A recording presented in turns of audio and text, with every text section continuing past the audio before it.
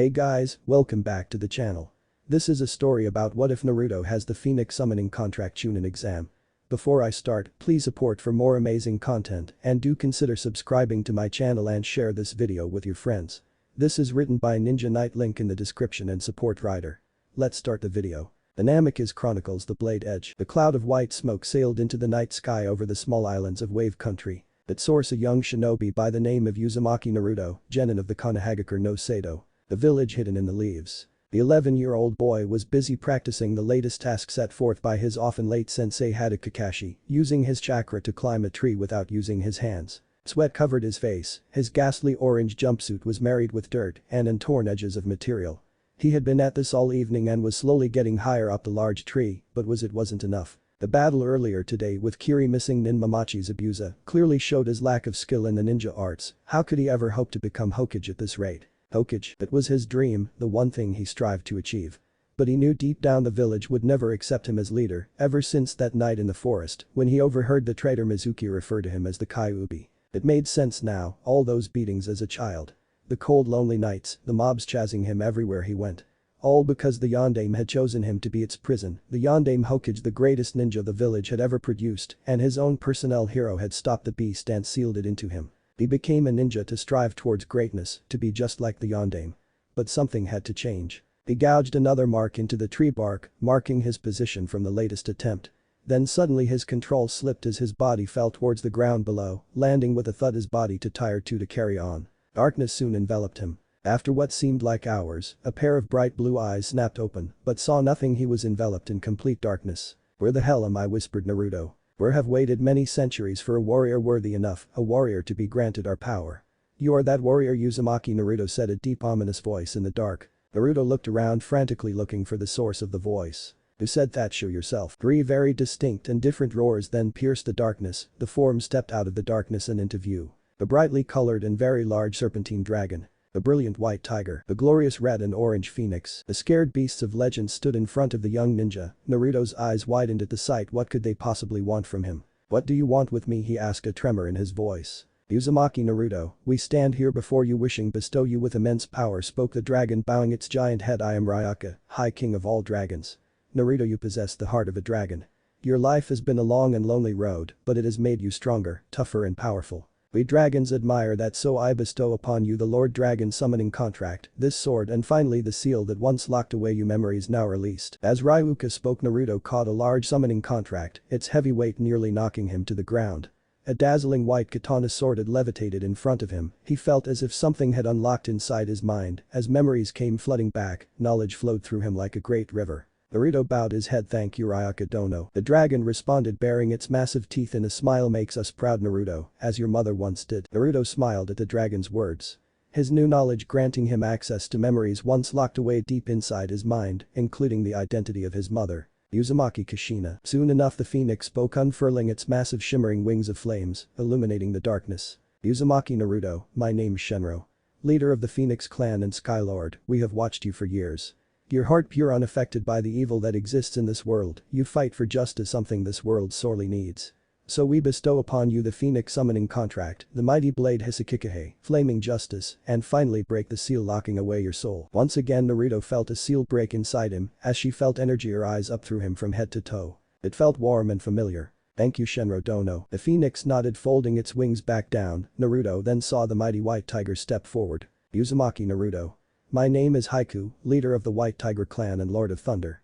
You possess great strength in your ability to hold back the tailed beast Kyuubi no Yakai, a beast created by the Rikido Sennin when he created the shinobi world. So as a gift to you I present the summoning contract of the White Tiger clan, the katana Shiroiku, White Lightning, and the seals holding back your bloodlines." Naruto then rose into the air, an orb of energy surrounding him that continued to grow in strength. The young ninja felt power flowing through him, his mind flooded with knowledge once locked away.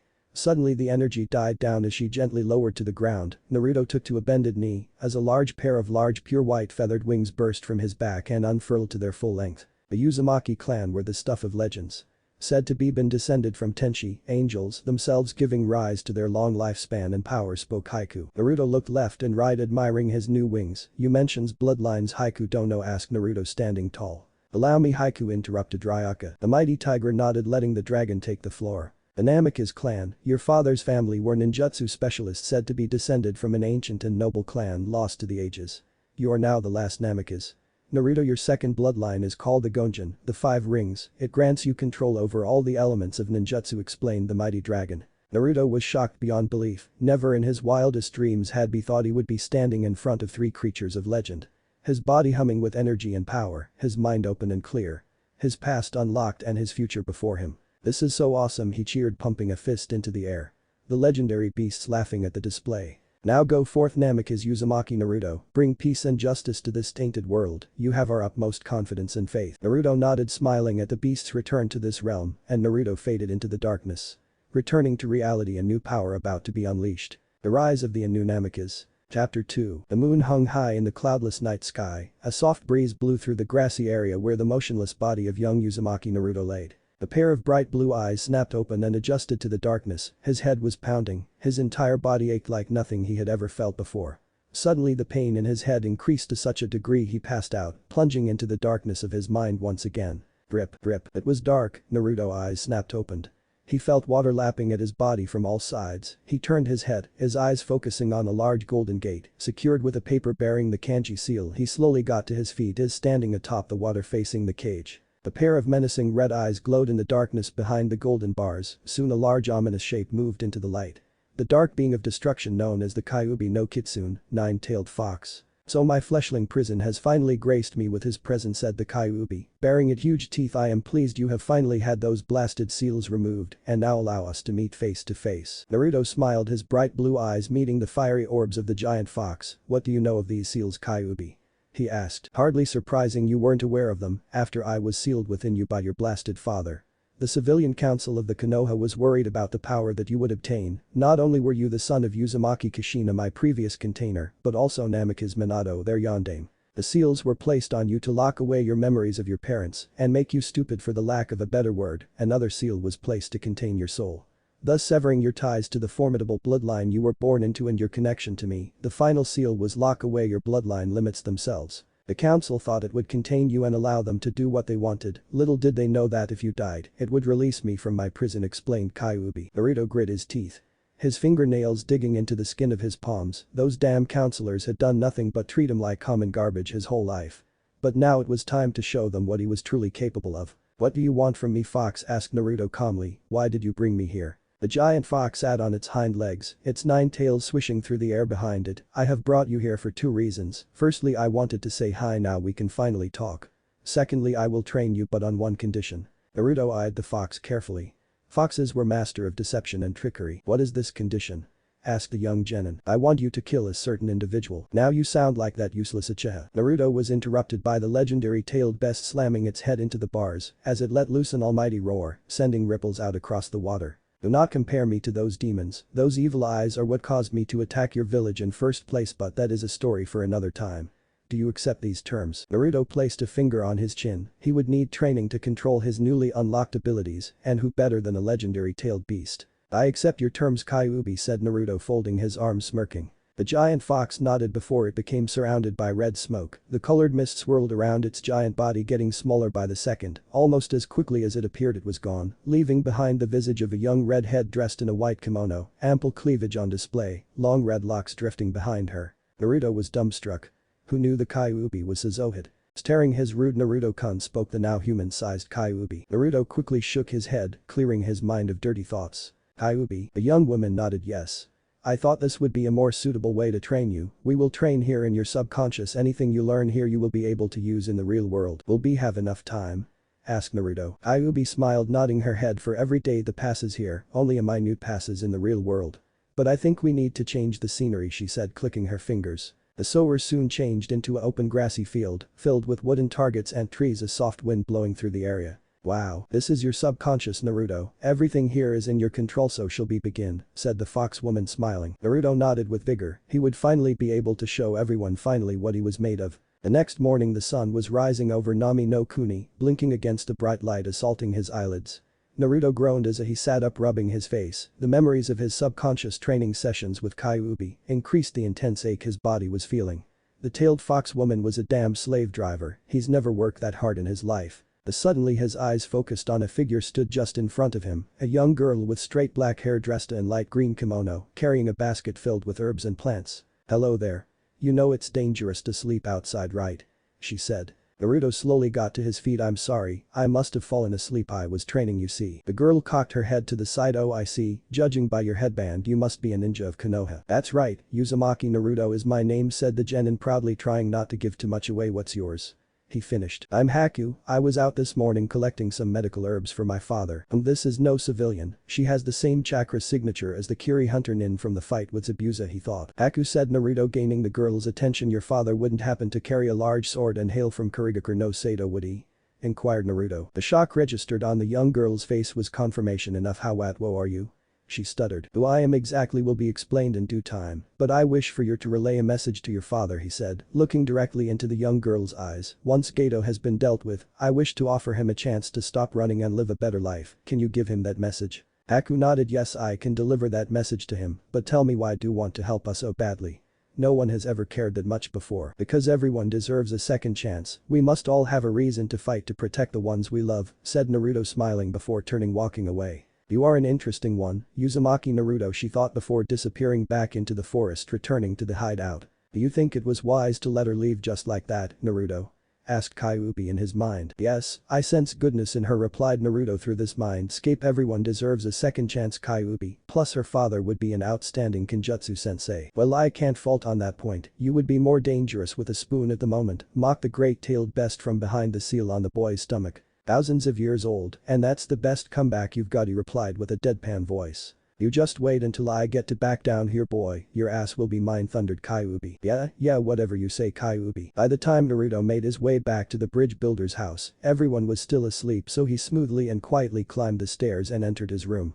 Climbing under the covers and quickly falling into the deep sleep, resting his tired and shattered body. Several hours later, Naruto was awakened by a scream and raised voices coming from outside. As he bolted out of bed, he rushed to the window, his eyes widening at what he saw. Tsunami and her son captured and at the mercy of two of Gato's thugs. The shirtless and scarred bandit samurai grabbed Tsunami around the throat, bring her closer to him. The young mother turned her head away from the foul stench of the man breath, while his partner kept a tight hold on Inari. "Hey Zauri, she looks like she could be fun," the one-eyed man said, leering at Tsunami. "What do you think?" "Baraji, just get it over with," said Zauri. "We have a job to do." "Fine, whatever," replied Warage, pulling his sword, readying it to kill his prisoner. "Please not in front of my son," pleaded Tsunami. The samurai laughed with promptly stopped with a sizable rock rocketed through the air, striking the samurai holding Inari directly in the forehead, knocking him to the ground, writhing in pain. "What the?" shouted Waraji, who looked in the direction the rock came from to find Naruto, standing there tossing another rock up and down, catching it again in his throwing hand. "You know it's not very nice to capture innocent people and threaten them," said Naruto, glaring hard at the one-eyed man. "Who the hell are you, kid?" shouted Zauri, having recovered from the rock strike. "You both won't live long enough to remember my name," growled the lead genin, a fire lighting in his blue eyes. "Now release her and face me like men, or we'll run away like mice. Make your decision." The bandit samurai looked at each other before they both smirked. Waraji gripped his sword before tossing Tsunami to the ground as Inari ran over to his mother. The pair ran back inside the house, the young boy rushing to the window, staring his brother and savior. He thought back to the conversation the Leaf Genin had with him the previous night. "Never forget the sacrifice made by others, but use to fuel your resolve to improve and continue their legacy. Never forget, Inari, your father loved you and would want you to never lose faith. I promise I will remove Gato and bring back the soul of Wave Country." Inari remembered staring at her father's face in its photo frame, Naruto's words striking home. The young boy knew what he had to do. He would continue what his father started. He continued to stare out of the window as his brother prepared to face the samurai. "Well, prepare to die, kid, we'll make sure there are enough of you left to bury," said Zauri. Naruto smirked. "Stupid bandits," he thought. "Well, if you think you can bandit, what are you waiting for, an invitation? Impudent little worm, prepare to die," screamed Zauri, charging forward, his partner joining him in the charge. "Fools," thought Naruto as his maid made a rapid series of hand seals before plunging both hands into the earth at his feet, calling out Doten, Doranami no Jutsu, Earth Style, Mud Wave. The large mud wave rose up in front of Naruto and broke over the charging samurai, catching them in a torrent of swift-moving water and earth. The wave moved quickly, forcing their battered bodies hard against the trees at the perimeter of the properly, fixing them in place. "You're going to have to do better than that, my friends, but I'm sorry this must end. I have things to do, people to see, you understand, right?" said Naruto, openly mocking them. "Ah, you little brat, I'll kill you," screamed Waraji. Naruto narrowed his eyes. "You first," he said, completing another series of hand seals, calling out Futon to Fukin no Jutsu, wind style, typhoon blades. A fierce wind blasted through the area, thousands of invisible wind blades cut dozens of trees into neat sections. Both Zauri and Waraji screamed as they were thrown deeper into the forest, their screams falling silent as pools of blood leaked into the soil. They were dead. Naruto fell to a knee, taking in lungfuls of air. His body was still getting used to its newly unlocked powers. Using his bloodline took a lot out of him, but his chakra replenished quickly thanks to his huge reserves. He silently thanked the giant fox for the chakra control exercises she had pushed him through, great help allowing him to pull off those techniques. "I wonder where Kakashi-sensei is along with the Banshee and emo boy," thought Naruto, standing to his feet. He stared down at his ripped and shabby bright orange jumpsuit. He grimaced. He really need to get some new clothes, but would have to wait. First he needed to find the team. "Naruto-kun, I sense your team are on the unfinished bridge engaging Zabuza and the girl you met in the forest," explained Kyuubi. "Right, thanks Kyuubi, I should get there fast." "Nice," shouted Inari, running to him. Naruto crouched down, grasping the young boy by the shoulders, looking directly into his eyes. "I'm very proud of you, Inari. You stood up for yourself and your mother," Naruto said, smiling. "Now I need you to stay here and protect your mother for me. I need to go and save your grandfather, alright?" "Hi Naruto, I can do that. Good, I'll be back." Naruto then disappeared in a blur, moving swiftly through the trees, this a result of his subconscious speed training allowing this to happen.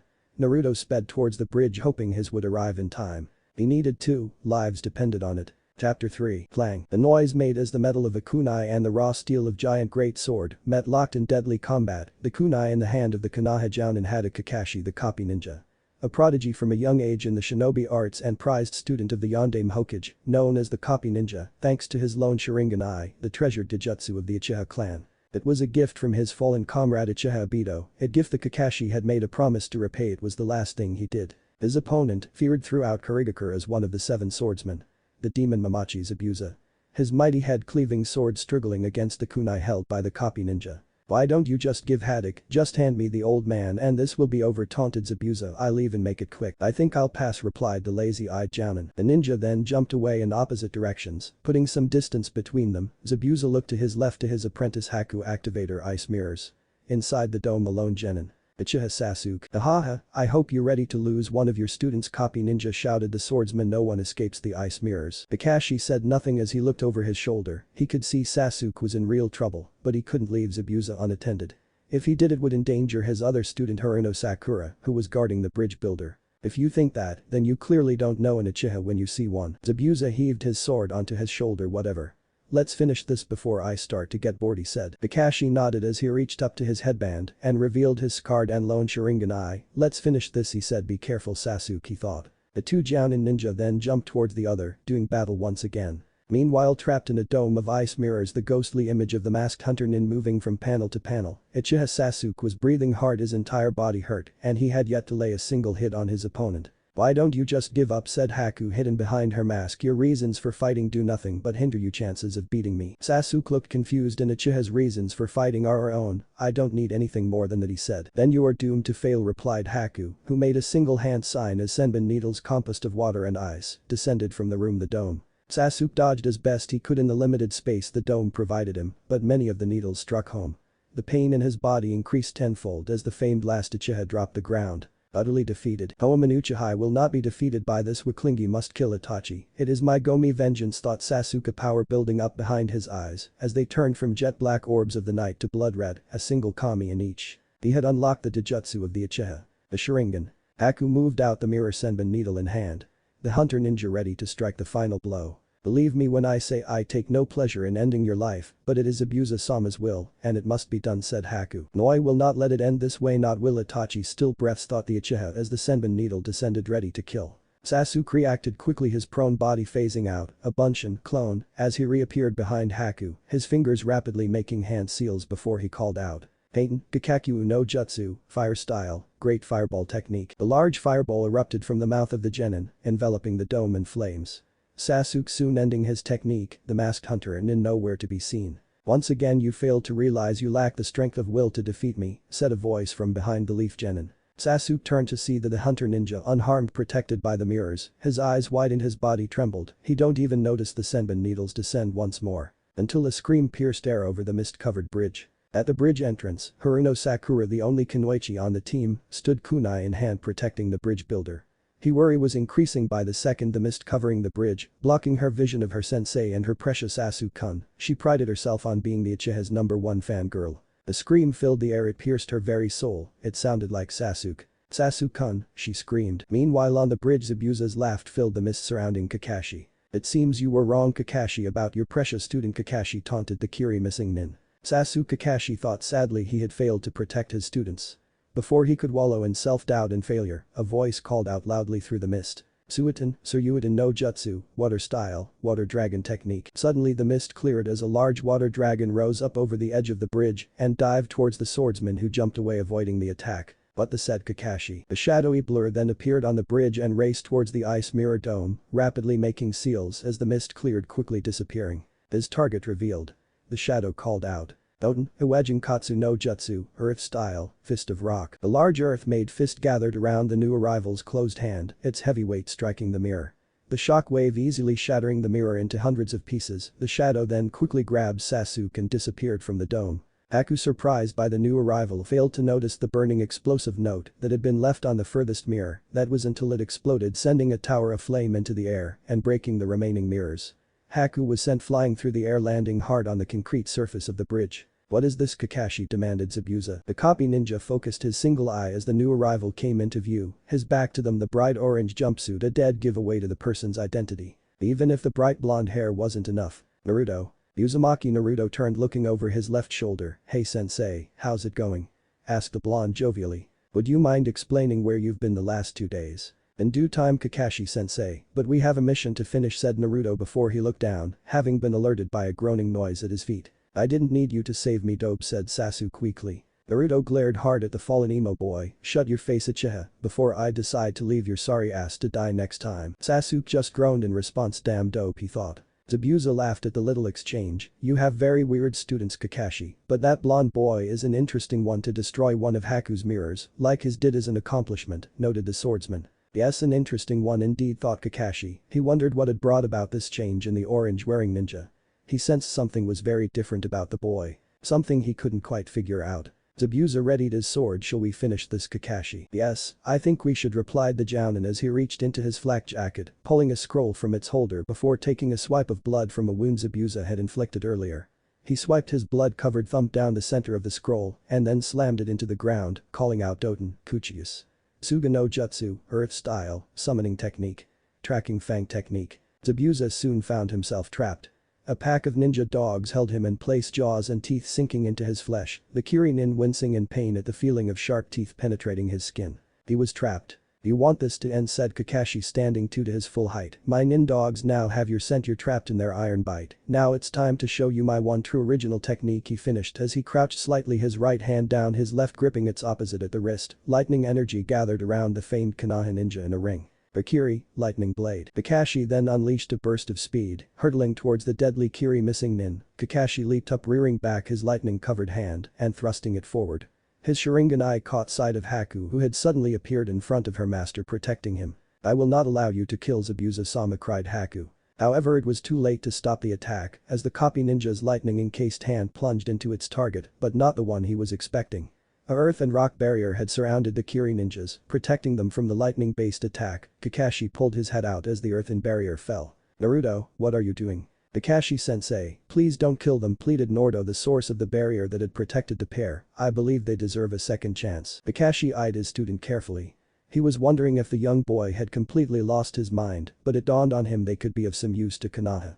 "Alright, Naruto." The pair of Kiri ninjas were observing the exchange with interest as Kakashi released Zabuza from his nin dog trap before stuffing his hands into his pockets. The group of ninja were interrupted by the sound of clapping behind them, coming from the uncompleted end of the bridge. It was Gato, the crime lord who had invaded Wave along with his army of thugs. "Who would have through the great demon of Kiri would be beaten by Leaf Ninja and kids at that," sneered Gato. "It seems my faith was misplaced in you, Zabuza. What do you want, Gato?" The small man tapped his cane onto the concrete as his army of thugs stood behind him, looked itching for a fight. "I want that old man dead," shouted Gato, "but now I get the chance to kill you as well." Besides, these Iwa ninjas I found accepted a much lower offer for their service. Out of the crowd of samurai stepped forward 2 Iwa ninjas, each a scratch through their headbands. Missing Nins, the male of the pair, was a hulking man mountain of a ninja, his bulging muscle barely contained by the material of his clothing, the woman beautiful and slender with bright green hair. "Kill them all," screamed Gato as his men rushed towards the ninja. Naruto then walked up, standing side by side with Zabuza. "Zabuza-san, I'll make you a deal. If I kill more thugs than you, both you and Haku will return to Konoha with us." The Kiri ninja mulled this offer quickly. It would be nice to finally stop running, he thought before looking at Naruto directly in the eye. "What if I win?"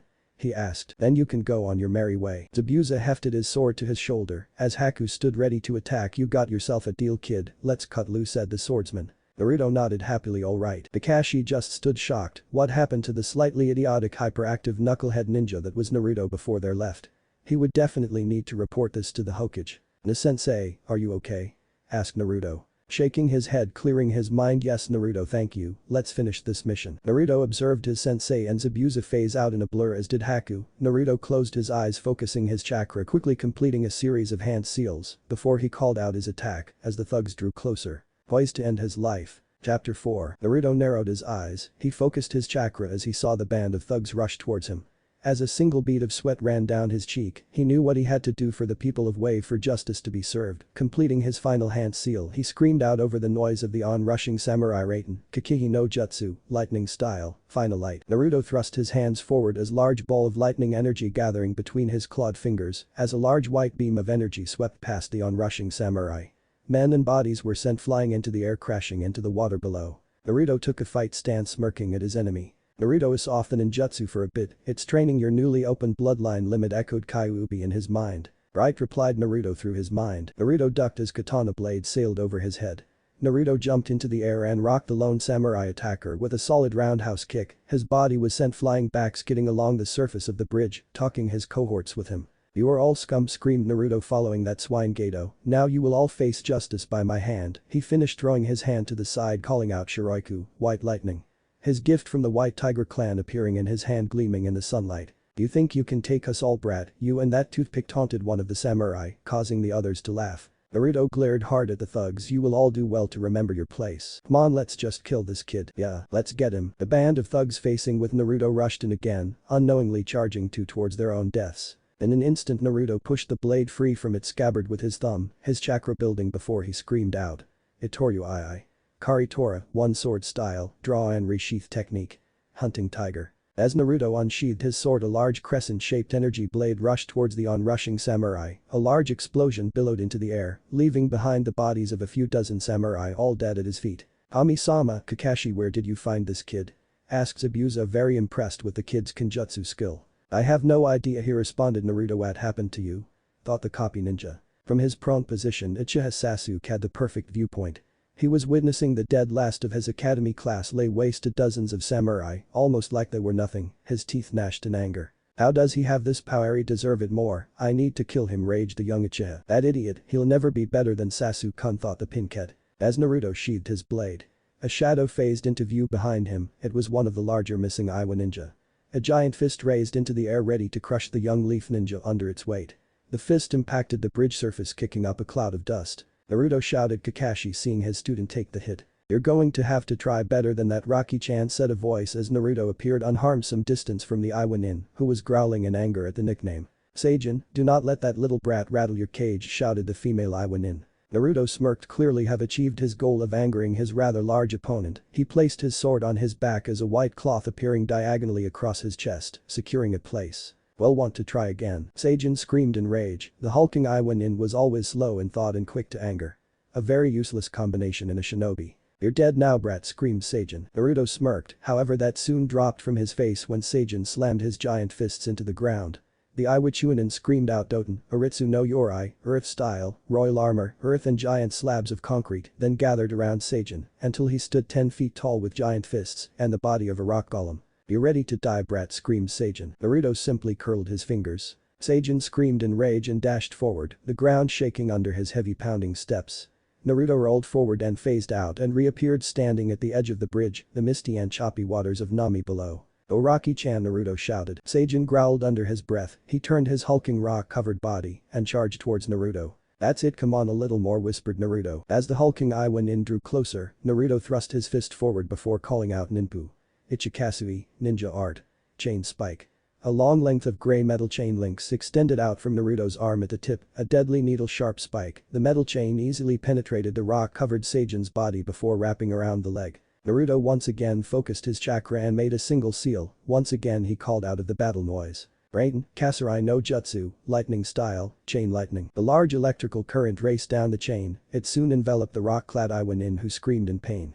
However, soon his entire body dissolved into a pile of mud. Naruto looked left to right before jumping into the air, avoid a reappearing Seijin's attack. Tsuchi Bunshin, thought Naruto. Naruto, you need to end this, soon strain your bloodlines are placing on your body will soon be beyond my healing factor, your body just isn't used to its new abilities, said Kyuubi. Understood. Naruto once again extended his hand to the side, calling back Shiroiku. He then disappeared in a blur of speed, dashing towards the Iwa ninja, who turned just in time to see Naruto slash with his blade and reappear into view crouched behind him. Naruto stood to his full height and sheathed his blade. With a final click, Seijin's chest exploded into a plume of blood, a slash mark extending from hip to shoulder at Toryu. Haraseki, one sword style Hell's Gate, whispered Naruto. Naruto, look out. Screamed Kyuubi. Naruto looked over his shoulder to find the second Iwa ninja leaping towards him, attacking from his blind spot. But the Leaf Genin reacted quicker, moving in a blur speed, missing the heavy rock-encased punch. The Kunoichi landed at the spot Naruto once stood, her eyes darting from left to right searching for her prey. But it soon found her. Naruto was his position high above descended to the ground, his fist in front cutting a path through the air. He disappeared in a blur of speed and reappeared just above the completely oblivious Kunoichi. He called out Kasoku. Shindu Jayasha, high gear, impact driver. The resulting impact was devastating as the female ninja had no time to react before her entire body was sent rocketing to the ground, so hard she blasted a hole directly in the concrete surface and falling into the waters below. Naruto stood staring down through the hole, ensuring his enemy was defeated. He turned and walked towards his sensei and Zabuza. The bodies of dozens of samurai littered at their feet. He didn't say anything as he passed and stood over the cowering form of Geto. Please don't kill me, whimpered the crime lord. Give me one reason why I shouldn't. Growled Naruto. The almost crying criminal tried to crawl away, only for Naruto to place a foot on his back, holding him in place. You will pay for the crimes you have committed against the people of Wave, Geto growled Naruto as he hauled the tiny man to his feet and threw him into the air. He sailed over the edge of the bridge, only to be caught and secured by a chakra chain courtesy of Naruto, which left him swinging above the water. Naruto smirked at his handiwork before turning around. He was met with the shocked faces of Kakashi, Zabuza and Haku. What? Nothing, but you know I'm going to have to tell the Hokage about this, right? Kakashi stated nervously, somewhat shocked at the blonde's display once moments ago. Naruto just smiled and nodded. I know, Kakashi-sensei, he said before turning to the form Kiri swordsman and his young apprentice. I think I won the bet, Zabuza-san. The masked missing nin nodded, folding his arms. I believe you did, Gaki. Looks like we're going to Konoha. Then suddenly, out of the mist that shrouded the very end of the bridge, a loud cheer rose up as dozens of rogue samurai appeared. Hey! That Gaki killed our meal ticket, let's get him, one of them shouted before they all rushed forward. Suddenly they all stopped when 3 arrows landed at the feet of the lead group. The ninja turned to see the citizens of Wave had gathered, all carrying makeshift weapons. Leading them, the bridge builder's grandson Inari. We've come to help, Nai-san, shouted the boy. Naruto smiled before he turned to look at the Rouge, who were charging once again. He looked left at Kakashi, who nodded, then right to Zabuza, who did the same. The blonde then make the distinctive hand seal of crossed fingers, calling out. Page Bunshin no Jutsu. In clouds of smoke, dozens of Naruto clones appeared on the bridge, followed by dozens of copies of the Kakashi. Zabuza followed suit with his water clones. The 3 ninja and their clones then jumped into the melee. The bodies of samurai were sent flying everywhere as the battle raged on for only a minute or two. The hapless attackers no match for a rampaging blonde genin and 2 seasoned jounin. That afternoon, with the battle over and the bodies of the dead samurai pushed into the sea, Geto was hauled up from his hanging position under the bridge. He was swiftly knocked out and placed into a ceiling scroll by Kakashi. Team 7 stood at the bridge exit, no completed by Tazuna's workers, and the exit gate painted red, proudly displaying the bridge's new name. I think it's a great name, Jiji, said Inari. Indeed, too-chan, a fine name for our savior, said Tsunami. The name the bridge was given. The Great Naruto Bridge. As the people of Wave watched their savior's departure, Inari ran ahead and shouted, his small voice carrying through the air to reach Naruto. Thank you, Nai-san, don't be a stranger. Naruto smiled, turning to wave goodbye. Take care, guys. He shouted. The journey to Konoha wasn't long, but it certainly gave them all something to think about. I need to train more, these powers are a gift to protect everyone, thought Naruto. Indeed Naruto-kun, I shall help in your fight, replied Kyuubi. The obsidian eyes of an Avenger Uchiha were boring holes into the back of the blonde, the power he had displayed on the bridge shouldn't belong to him, they belonged to an Uchiha, and soon they would. Soon your power will be mine, dope, he thought. The pink-haired howler monkey just had a stars in her eyes, gazing at her beloved Osasu-kun is so cool, she thought. So misguided. I look forward to this Gaki's progress, he sure is an interesting one, thought the form-Kiri swordsman. Well done Naruto-kun, you discovered your reason to battle, thought Hakume, you never lose that goal. Kakashi had other things on this mind, the display Naruto put on at the bridge battle was something the Hokage needed to be told. Maybe the Kyuubi had finally taken over the blonde's body, no. He detected no signs of evil. It was all Naruto. Naruto, what happened you two, you thought the copy ninja. The Konoha ninja soon jumped into the trees, making their way back the village, plus 2 passengers unaware that a legacy had been born in the tiny island nation. A legacy that would echo through the ages. The legacy of the Blade Edge. Chapter 5. Kakashi, you can't be serious. The aged voice of Sarutobi Hiruzen, the Sandaime Hokage of the Konohagakure no Sado, echoed through his office. He had just received a detailed report on the wave mission. The clearly enhanced skills displayed by one blonde-haired shinobi were the topic of discussion. The aloof Jounin nodded. I cannot be more serious, Hokage-sama, something has happened to Naruto, he said. The Sandaime sighed before standing up and walking towards the large window. Its view over the village in the daytime sunlight was breathtaking. The old ninja's mind raced with the details of his adopted grandson. Excellent work Kakashi, please keep an eye on Naruto and report back to me your findings, ordered the Sandaime. Hi Hokage-sama, but the Kakashi disappeared in a puff of smoke. He left an aged Hokage with his thoughts of one wild knuckle-headed ninja. In another part of the village, an empty training ground. In the foliage of a large tree, a certain blonde sat cross-legged on a large branch, his eyes closed and fingers and knuckles pressed together in deep meditation. In his mindscape Naruto was breathing hard. His lungs burned, his muscles ached, the extreme effort of training his body in this form provided physical results in the real world. Good.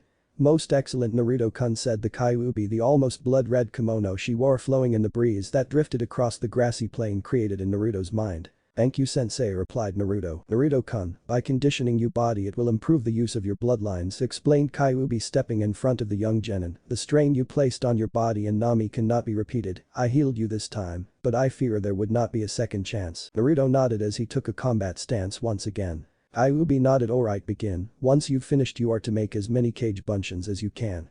We must prepare you for the Chunin exams. Naruto didn't reply as he moved through his stances and moves with silent and efficient steps.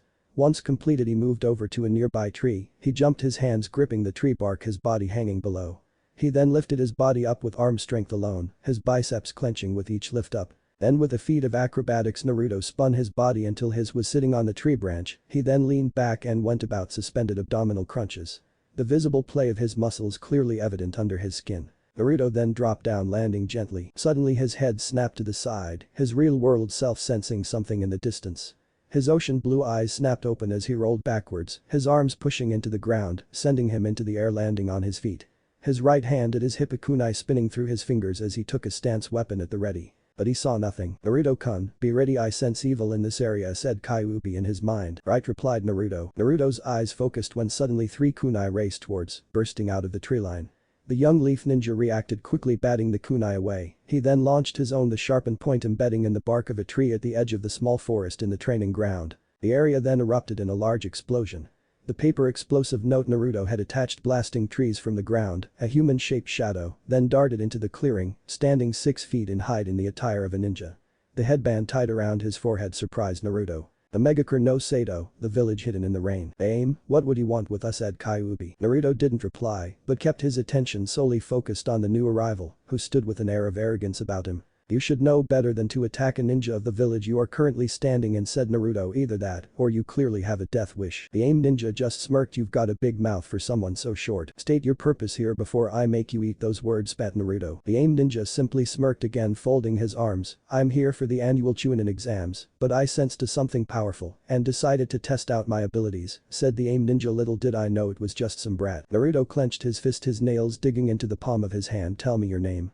He whispered. Bigatsu, if you wish to fight me so badly, then come and test yourself, said Naruto, an edge to his voice as hard and as cold as steel. Bigatsu reached behind him, gripping the handle of his umbrella, the signature weapon of an aim ninja. He threw the umbrella into the air.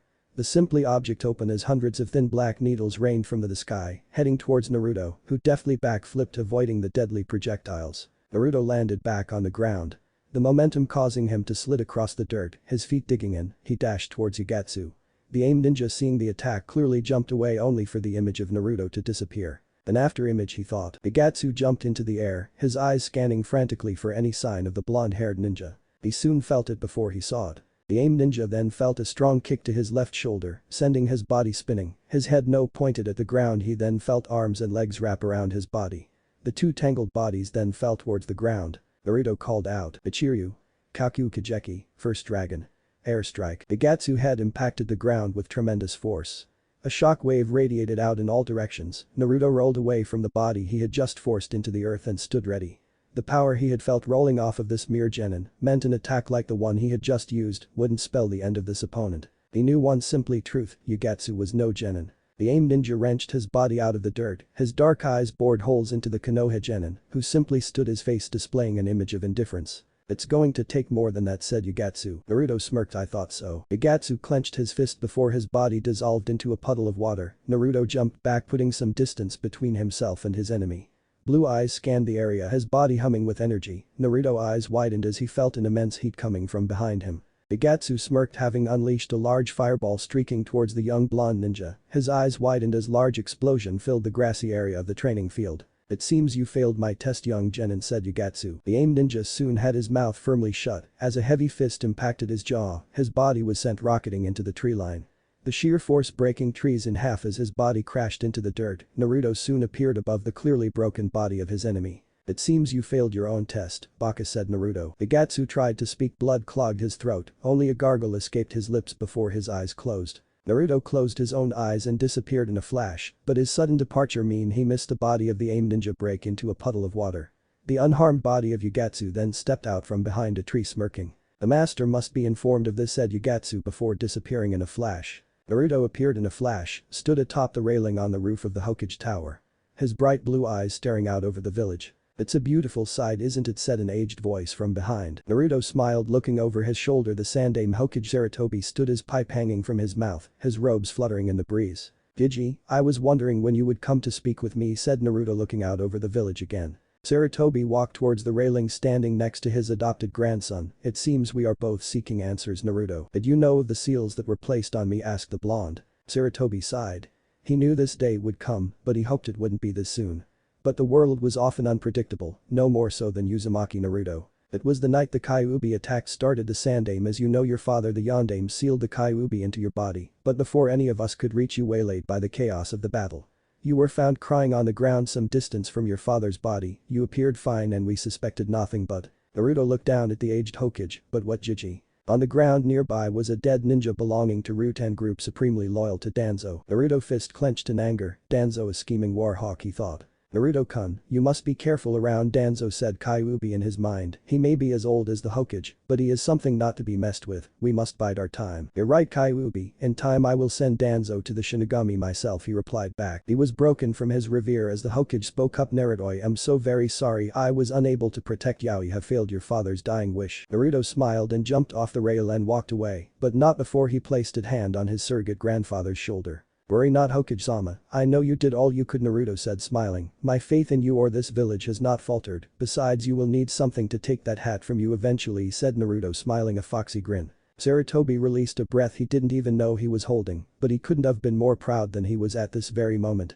"Minato, Kushina, I wish you could be here to witness the birth of the true Naruto," thought the aged ninja. Somewhere else in the village, Naruto was walking down a street. He sensed movement behind him and saw a rock following him. "Konohamaru," mentally sighed Naruto. The blonde disappeared in a cloud of smoke.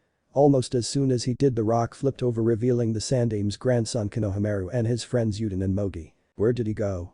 shouted Konohamaru. Suddenly it was as if time slowed as Naruto appeared directly in the center of the three friends and held a kunai poised ready. Naruto leaned down and whispered in the young boy's ear. "Ooh." Konohamaru jumped straight out of skin, screaming in fear, his friends doing the same. Naruto chuckled at the sight as he placed his kunai away. "That wasn't funny, Oyabun, boss," shouted Konohamaru. "Well, it's your own fault. Rocks don't follow people, kid." Konohamaru pouted, folding his arms. "I told you, Konohamaru, it wouldn't work. The boss is just too good," said Yuden. Naruto just laughed at the three as they started to argue until a loud screech pierced the air. Almost the sound a howler monkey would make. "Naruto." Naruto turned to see Sakura stomping towards him.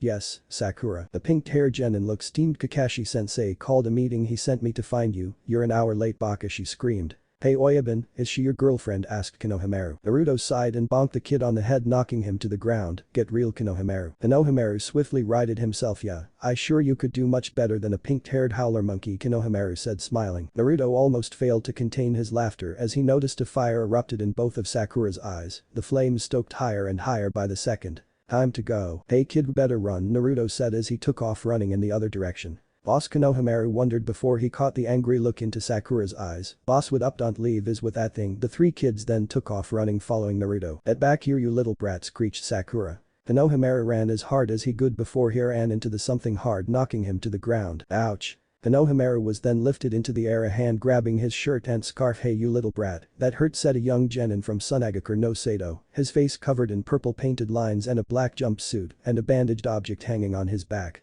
Kankuro, leave the kid alone before he finds out. Don't worry Tamari, this will be over before you know it, he said. He suddenly stopped when he felt the cold steel of a kunai at his neck. Kankuro turned to meet the ice blue eyes of Naruto. How did he get behind me, thought Kankuro. Drop the kid or I drop you head from your shoulders, hissed Naruto. Fukuku, now why should I listen to you, brat, taunted Kankuro. Naruto tightened grip, pressed the point of his blade into the skin of Kankuro's neck. Because your life will not be the only I will end if you do not comply, said Naruto as Kankuro turned his head to find an exact copy of Naruto holding a kunai to Tamari's neck. Seeing no way out of this situation, he dropped Konohamaru. The young boy landed promptly on his backside. You okay, Konohamaru? Asked Naruto, not once releasing his captives. I'm good, Oyabun. Now we're all going to relax and act as ninja should, but first call out that redhead hiding in the tree, said Naruto as the two Chunin ninjas' eyes widened. Then a whirl of sand said redhead appeared on the ground as Naruto released his captives and stood with the youngsters as Sakura finally arrived. What's your name? Asked the redhead. Naruto smirked, seeing as you're the visitors, you first. Tsubaku no Gaara, Uzumaki Naruto. The two stood staring into each other's eyes, sizing each other up. A full minute passed before Gaara turned and walked away. Kankuro, you are an embarrassment to our village, said Gaara. But Gaara, shut up or I will kill you. Kankuro promptly shut his mouth. Sakura then thought it was a bright idea to open her own mouth and ask a question, but wait, we are soon a ninja here in the village. It was Tamari who answered, we are here for the annual Chunin exams. But the three Suna genin departed. Naruto stood there watching their retreating forms. Tsubaku no Gaara, I will look forward to your meeting and the exams, he thought. The five some then left themselves, Naruto and Sakura heading towards their sensei's meeting, the Konohamaru Corporation off to find more mischief. An interesting exams indeed. Chapter 6. Uchiha Sasuke, the last of the famed and great Uchiha clan. One of the founding clans of Konoha dating back to the time of the Showdown, until one fateful night that Sasuke's older brother Itachi slaughtered the entire clan, leaving only Sasuke alive. It had turned the young ninja into a bloodthirsty avenger, his one mission to kill Itachi and avenge his clan. But at his current power level he knows that would not be possible, he needs more power, that he is sure. Now he knows exactly where to get. His dark eyes were currently staring into the back of one Uzumaki Naruto. He had witnessed the supposedly dead last defeat samurai and Iwa ninjas and Nami, which a power unknown to everyone else. Where did he get this power? How can I make it mine? The question burning in Sasuke's mind, all he knew was he needed power to kill Itachi and Naruto could provide that power. Said blonde was unaware of the Dark Avenger's musings, he was having a brief conversation with Kyuubi in his mind. Well Naruto-kun, it is time for the Chunin exam, said Kyuubi, it's time to show the world just what you can do. Right Kyuubi, replied Naruto. Fam7 were making their way to the Ninja Academy. A meeting with Kakashi where he explained the team had been nominated for the annual Chunin exams. The tournament was used as a showcase to display a village's power and prominence and allow genins the chance of promotion. They entered the academy and up the staircases, their destination room 301. The hallways were filled with other Chunin exams hopefuls. Naruto's ocean blue eyes noticed a group trying to gain access to room 301, but finding it blocked by two gray-clad Chunin. Come on, you got to let us in for the exam, said a genin. No chance kid, you will only fail. Sasuke, sensing a chance to get one over his blonde competition, stepped forward, an arrogant smirk gracing his face. Why don't you drop the Jinjutsu, we are heading up to the real room 301, said the Avenger. Naruto simply shook his head and slapped a palm to his forehead. Foolish little Uchiha, said Naruto, causing Sasuke to grit his teeth, the blonde voice sounding like Itachi's. It was a test to weed out the weakest entrants. You've just made our job harder, Baka. Shut your mouth, dope, hissed Sasuke. Yeah, shut your mouth, Baka. Sasuke-kun is twice the ninja you will ever be, screeched Sakura. Naruto smirked, clearly enjoying getting under his supposed teammates' skins. It was then another voice interrupted their altercation. You three rookies have to make so much noise. Naruto looked over to see three new arrivals, the white pupilless eyes of Hyuga Neji. A branch house member of the most noble clan of Konoha. Since the clan's formation it had been separated in two very distinct groups. The main house and the branch house each serve a purpose. The branch was to protect the main family members. Should a branch house member be captured or killed, a seal known as the caged bird seal would seal the prized jutsu of the clan, the Byakugan, away forever. His companions were a bun-head girl carrying a large scroll and a kid dressed in green spandex. Naruto did not recognize these two, but was very freaked out by the size of the green spandex boy's eyebrows. "Ama-sama, I think one of these caterpillars just moved," said Kyuubi. Naruto's calm facade did not falter, but inside he was disgusted. The green spandex-clad boy then rushed over to Sakura and grabbed her hand, looking directly into her eyes. "Sakura-chan, my beautiful cherry blossom. Please say you will do the honor of going out with me." Sakura was beyond freaked out. This strange boy tightly holding her hand. "You no way, my heart belongs to Sasuke-kun," screeched Sakura, yanking her hand from his grasp. Spandex hung his head in dismay, before tightening his fists, then striking a pose. It was as a sunset appeared behind him as he shouted at the top of his lungs. "Then I, Rock Lee, emblazoned by the powers of youth, will fight for your heart against Uchiha Sasuke," he screamed. The surrounding genin were shocked at his display of utter weirdness. Naruto stood impassively, his right eye twitching slightly at the spandex-clad genin. Sasuke smirked and stepped forward. "If you want to fight you've got it," said the Uchiha. Naruto shook his head and stepped forward, grabbing the Avenger by the back of his shirt and dragged him away. The Uchiha, unprepared for the grab, kicked and thrashed, trying to break Naruto's iron grip. "What the hell are you doing, dope? Let me go." "Yarely Sasuke-kun baka," screeched the howler monkey. The blonde fixed his supposed teammates with icy glares. "We do not have time for this, we have yet to reach our destination, so let's go," said Naruto, dragging Sasuke as Sakura followed, still screaming. Neji stepped forward. "So this is the hope for Konoha ninja, weaklings looking to defy fate." Naruto stopped and looked back over his right shoulder, a single icy blue meeting empty whites. "You do well to remember your place, Hyuga. Protection is your only job, not to run your mouth about matters beyond your understanding," said Naruto, an empty and cold tone to his voice. The young Hyuga shook with an absolute rage. "How dare this common trash insult me? He will now pay the price," thought Neji, as his body assumed the first stance of the feared Juken Taijutsu of the Hyuga clan. The room turned black on the ground, a green line map surrounded by kanji symbols, and a yin-yang appeared. "You are within my field of divination," he said. "To witness your own death," whispered Naruto, who had disappeared and reappeared, a kunai point digging into the skin of the young Hyuga's neck. Neji was shocked he had moved so fast. "How?" "As I said, you do well to remember your place, Hyuga. In this world only the strongest souls with a will to protect others survive." Naruto released the genin and turned, spinning his kunai between his fingers as he once again grabbed Sasuke and marched up the stairs. Neji was relaxed his stance and was joined by his shocked and astonished teammates, who had never seen such a display. "Who the hell was that?" Neji asked the bun-haired girl Tenten Higurashi. "I do not know, but he will not defy his fate as it has already been written," said Neji, unimpressed by the blonde's words. Team 9 then marched up the stairs, all three members left with much to think about. "Expect Lee," who simply shouted youth at the top of his lungs as he always did. Team 7 reached the top floor and saw Kakashi waiting for them, the lazy Jounin smirking under his mask. "Good, you're all here. I thought for sure you would be caught in the false room," he said, looking at each of them. "Have a little faith, sensei," said Naruto, smirking. Kakashi shrugged. "Well, anyway, the first test is through this door. Good luck," he said simply before puffing away in a cloud of white smoke. Naruto smirked before he picked up the still kicking and thrashing, before suddenly throwing him through the closed door, which thundered open as the Avenger landed in a heap on the ground.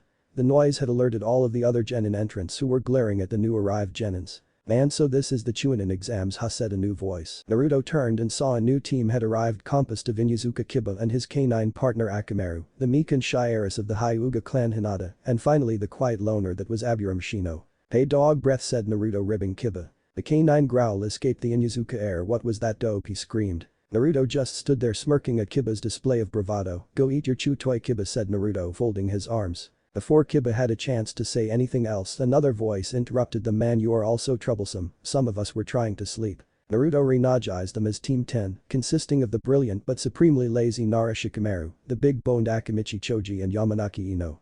The latter let loose a scream as she jumped toward Sasuke and hung around his neck. "Oh, Sasuke-kun, did you miss me?" said Ino. Sakura grit her teeth. "Back off, Ino pig," she screamed. Ino narrowed her eyes. "What was that forehead?" Ino screamed back. Naruto shook his head as he sensed another presence appear in front of the genin, much older than them, with gray hair ties loose in a ponytail and thin glasses covering his eyes. "Man, you genin are so noisy, you should remember to keep the noise down if you want to get through this test," said the new arrival. Naruto regarded the man with an intense gaze, his sense to power level far exceeding that of a normal genin.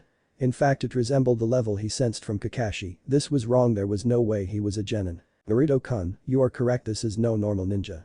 I am getting a heavy scent of snakes coming from him as well, said Kyuubi. What's your name? Asked Naruto. The man looked directly at Naruto. My name is Yakushi Kabuto. This is my 7th time participated in the exams and through my endeavors had gained access to a wealth of information on ninja. 7 times? No, takes this exam 7 times and doesn't pass, thought Naruto. Sasuke then stepped forward. What kind of information? Kabuto pulled what looked like a deck of cards from his pocket. All I need is a name and I can tell you all you need to know, he said. Uzumaki, Naruto and Sabaku no Gaara listed off the avenging Uchiha. You know their names, that makes this easy, Kabuto said, searching his deck before pulling the correct card. Sabaku no Gaara, genin from Sunagakure no Sado. Part of a team made of the Yondaime Kazukija's children, completed 3 C rank missions, 2 B rank, 3 A rank, and amazingly successfully completed an S rank. Hushed whispers filled the room as the aforementioned ninja stood, his arms folded against the wall at the far end of the room, leaving no response to the questions raised. Kabuto then pulled a second card in regards to Naruto, however the card suddenly burst into flames with a single finger snap from Naruto. I apologize, Kabuto-san, but the mysteries of life are what make it interesting, said Naruto, much to the annoyance of the Uchiha and the card deck holder. Then suddenly clouds of smoke filled the room as the examiners appeared. At the head of the room stood clad in black leather, his face heavily scarred as his gravely voice echoed through the room filled with Chunin hopefuls from all the ninja villages. Alright brats, take you seat, said the scarred man. My name is Marino Ibiki Takebetsu Jounin of Konoha and head of the first test of the Chunin exams, being handed out to is a test of 9 questions. You have 30 minutes to complete the test. But be warned, anyone caught cheating will suffer the consequences. The test starts now, announced Ibiki. Naruto from his seat alongside Sasuke and Sakura regarded the test. The questions were something even a seasoned Jounin would have trouble answering, let alone rookie genin. He quicker established the point was to cheat without anyone noticing. As he looked around the room, noticed others had also established the reason for this test. Naruto-kun, allow me to help, said Kyuubi through his mindscape. Naruto quickly burned through the questions with his tenant's help. He looked to his left at his teammate. Sasuke was using his newly unlocked Sharingan to copy the answers of another participant. Meanwhile Sakura, being the bookworm, know the answers anyway. Soon enough the 30-minute time limit expired as Ibiki spoke up once again. Alright, now for the final part of the written exam. The 10th and final question, but I must warn you once again, this is the hardest part. Now you all have a choice, you can either leave now with a simple raised hand, because if you answer this question and get it wrong your entire team fails. Now make your choice. But you haven't even given us the question yet, said Akusa Ninja from the back. Make your choice, you have 10 seconds. The wave of apprehension flooded the room as raised hands shot up and teams being escorted out of the room. The rookie 11 looked just as scared as the rest of the Chunin hopefuls. That was until an almost calming aura flooded the room, washing away the apprehension and fear. Ibiki felt the calming aura and tried to focus on its source, but couldn't. He sighed before looking at the remaining ninja. Well, the 10th question is that you all have passed the first part of the exam. Congratulations, announced Ibiki. From his seat Naruto smirked, his arms folded. He had been the source of the aura that had flooded the room only a moment ago. He knew that some softer members of his team would cave under the pressure. He released the aura blast when he noticed Sakura's hand rise up into the air. Through his actions he had saved his team chances in the exam, and now they would advance to the next round, which was now as one of the glass windows exploded and a sign fell from the ceiling. The new arrival was a purple-haired scantily clad ninja. As the sign, said second examiner Mitarashi Anko, Takebetsu Jounin of the village. You must be getting soft, Ibiki, there are a lot left here. The scarred examiner shrugged. Good bunch this year. Whatever, alright brats, follow me to the second exam, shouted Anko before diving out of the broken window. Once the genin had departed, Ibiki collected all of the tests. When he reached Naruto's he found all of the answers to be correct and at the bottom of the page a small note. Ibiki-sensei, I feel we have an intruder in our midst. Yakushi Kabuto is no normal genin, I leave this with you to check out. Ibiki chuckled having read the note. What an interesting kid he though, before he disappeared in a puff of smoke to report this to the Hokage. Meanwhile the assembled Chunin hopefuls had stopped in front of a fenced and gated area. A dark and menacing forest lay beyond. Boys and girls, I would like to welcome you all to Training Ground 44, also known as the Forest of Death. This marks the location for the second test, and for some of you it may become your final resting place, said Anko, and menacing tone lacing her words. Once again fear and apprehension filled the genin as they surveyed the dark forest. What horrors lay within they were about to find out. Naruto cast his blue eyes to the dark expanse of forest he saw before him, his body humming with anticipation about what was to come. His mind was so entranced he almost missed the explanation Anko was about to give to the Chunin hopefuls. Alright brats, listen up, each team will be given either an earth scroll or a heaven scroll. Your task is to gain the corresponding scroll, then make your way to the tower at the center of the forest. You have exactly 5 days to reach the tower. Once the sun sets on the 5th day, any teams remaining in the forest fail, shouted the Jounin. Each team received their scroll as Naruto placed into in his pouch secured to his belt. He remained silent, awaiting the order to enter the forest. However, he couldn't shake an unpleasant feeling that washed over him. He turned to his left and narrowed his eyes at the sight of a tall pale-skinned Kusa-ninja. What is this feeling, he thought. Naruto-kun. Are you okay? Asked Kyuubi. That Kusa-ninja. Kyuubi, I can't shake the feeling something is very wrong about them, said Naruto, through his mental connection with the great beast locked inside him. Snakes, I smell the scent of snakes, Naruto-kun, said Kyuubi. He's had a chakra level beyond that of any normal genin. But what does that mean, Kyuubi asked Naruto. I feel we will find out soon enough, Naruto-kun. Anko stood at the front of the gathered group of ninja, her gaze focused on a young blonde whose attention was clearly elsewhere and not on the task at hand. Anko smirked, an idea popping into her devious mind as she reached for a kunai and hurled it towards the blonde. Naruto sensed the incoming projectile and moved his head to the side. The kunai landed into the grass behind him. He felt Anko appear behind him, her arm slung around his shoulder as she whispered in his ear. You need to focus, brat, or you might die before you even get in the forest, said the Jounin as she suggestively licked the shell of his ear. Anko suddenly felt the cold steel of a kunai at her neck as a Kage Bunshin appeared. As ninjas we must always remain focused, Anko-sensei, said Naruto, smirking. You've got balls, kid, to pull a weapon on me, said Anko. Only trying to impress you, sensei. A foxy smile appeared on Naruto's face. Whatever, brat. The long tongue then suddenly appeared holding Anko's fallen kunai. It was the mysterious Kusa-ninja. Here's your kunai, he said. Anko, thinking nothing was amiss, let go of Naruto and took the kunai from the ninja. She then walked towards the entrance to the forest. Alright, you brats, the second test begins, no, shouted Anko. The genin teams then rushed into the forest, each looking to complete their task of obtaining the opposite scroll. Team 7 found themselves in a dark corner. The noises of the forest were ominous and foreboding. The forest, used as a training ground for ranks of Chunin and higher, was filled with dangers. Plants, animals, even the environment itself had evolved with simple task of killing. A dangerous place indeed. The team continued to walk, each member alert and tense in case of threat. It was at that moment that Sakura stopped dead in her tracks. Naruto and Sasuke followed suit, turning towards the pink-haired ninja, who was looking left to right and confused look on her face. Sakura, what's the problem, asked Sasuke. Haven't we been though here before? The boys looked at their surroundings. They did indeed recognize they had been through this area before. They had passed the same tree at least 3 times now. She's right, Dobe, said Sasuke, hoping to get a rise out of his teammate, but got no response from the blonde. Naruto narrowed his eyes as he flared his chakra. He threw his hands together, index fingers extended up before he called out Kai. The world around the team shimmered, revealing they had been trapped inside a Jinjutsu. It's Jinjutsu designed to slow our progress, said Naruto as 3 aim genin, each wearing a breathing mask and plain colored overalls. It seems we didn't design our trap well in it. Now hand over the scroll, brats, before we leave you here to die, said the lead aim ninja. If you want it some badly, you're going to have to take it from us, said Naruto, smirking. The lead aim nin shrugged. Your funeral, brat. Then suddenly long black earth-urn chains burst from the ground underneath the aim nins, wrapping around the arms, legs, chest and necks, and began to drag them down.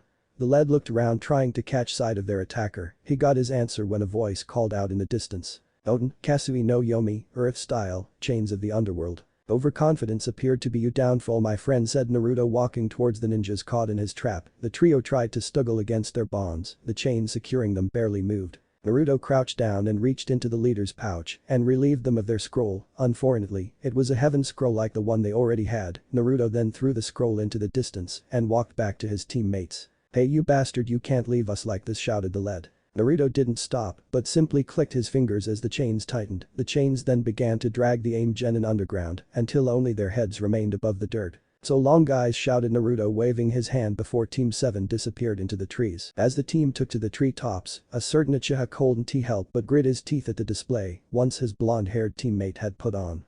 He witnessed Naruto place a hand on the ground and call his technique, hoping to copy it with his Sharingan, but with no hand seals there was nothing to copy.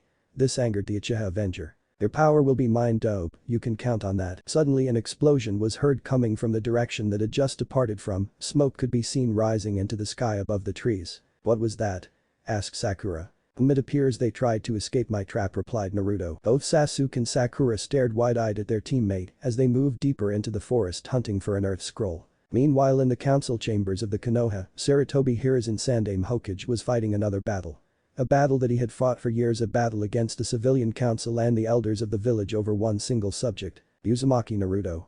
Sarutobi, how could you let that thing be nominated for the Chunin exams? We cannot simply allow him to advance in the ninja ranks, screeched a voice that by its high pitch could make ears bleed. The Sandame, having been sat here for the best part of an hour, was tired of listening to their rambling. The mighty leader flared his chakra and slammed a fist down onto the wooden surface of the table. Splinters and cracks raced out in all directions, clearly displaying the leader's anger. What happens to the ninjas of this village should be of no concern to the civilian council. I have had enough of your clear disdain for the boy. He is a loyal ninja and savior of this very village, and you place dishonor upon the yandame who chose the boy, roared Sarutobi. At the end of the table a man cleared his throat, the one-eyed warhawk Shimura Danzo, who since Genin times had been in conflict with the Sandame and his ideals. We are simply voicing our concerns for the village, Sarutobi. The boy is a liability, and if you had listened to me in the first place. Sarutobi slammed another fist into the table. Enough, Danzo.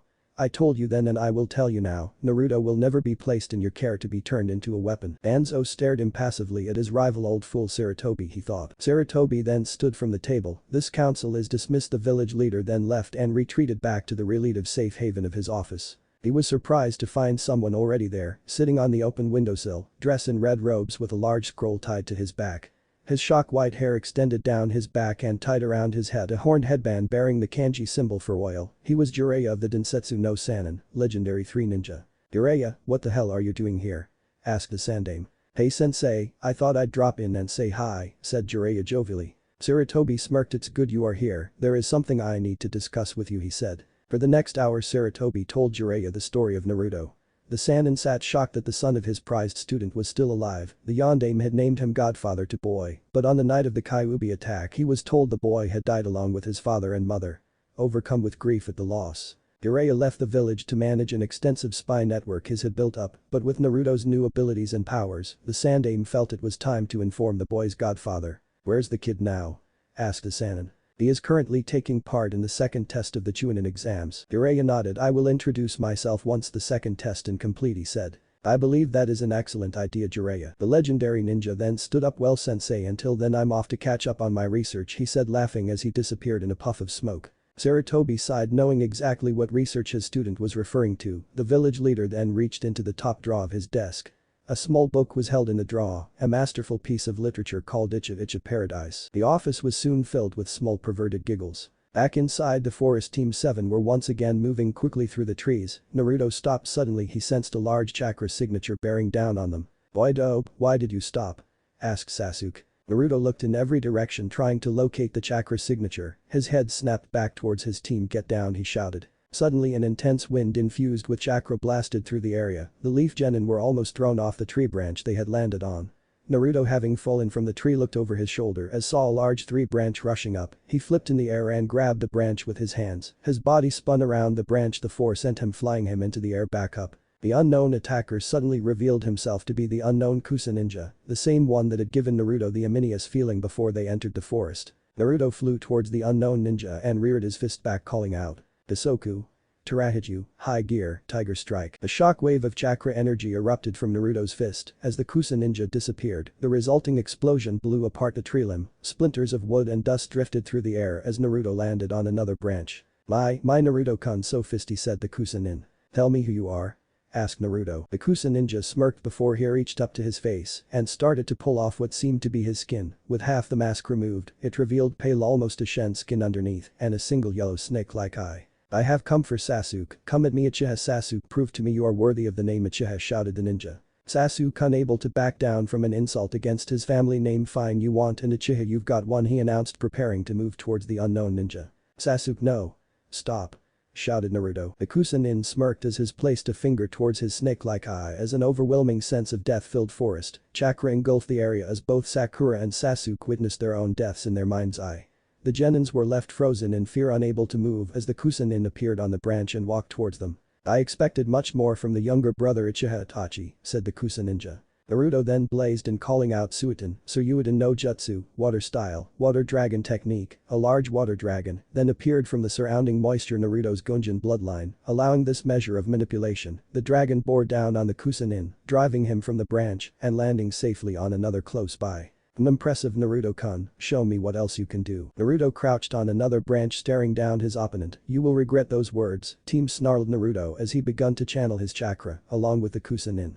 Yes, yes, yes, show me Kyuubi Jinchuriki, show me your power, thought the ninja. Naruto steeled himself as she prepared to move against his opponent, but once again he could help feel an immediate sense of death that surrounded the ninja. Naruto-kun, be careful and use your head or he will most certainly kill you, said Kyuubi through his mindscape. Great pep talk, Kyuubi, replied Naruto through his mind. The two ninja faced off ready to do battle, one genin against an unknown opponent with unknown abilities. What could go wrong? Naruto stood tall from the horse stance that he had been in just moments ago to channel his chakra. He reached down to his thigh, quickly pulling a kunai and hurling it towards the unknown ninja. The Kusanin smirked and caught the blade inches from his face. You're going to have to do better than that, he said. From his position on the tree branch, Naruto smirked himself and whispered boom.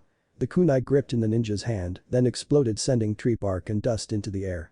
Naruto threw his hand to the side as his sword Shiroiku, white lightning, appeared in a flash of light, then suddenly through the smoke burst forth a large green snake which rushed towards Naruto. The leaf genin jumped high into the air, avoiding the large beast's vicious gaping mouth and fangs. Naruto flipped and then dived towards the ground, his blade at the ready.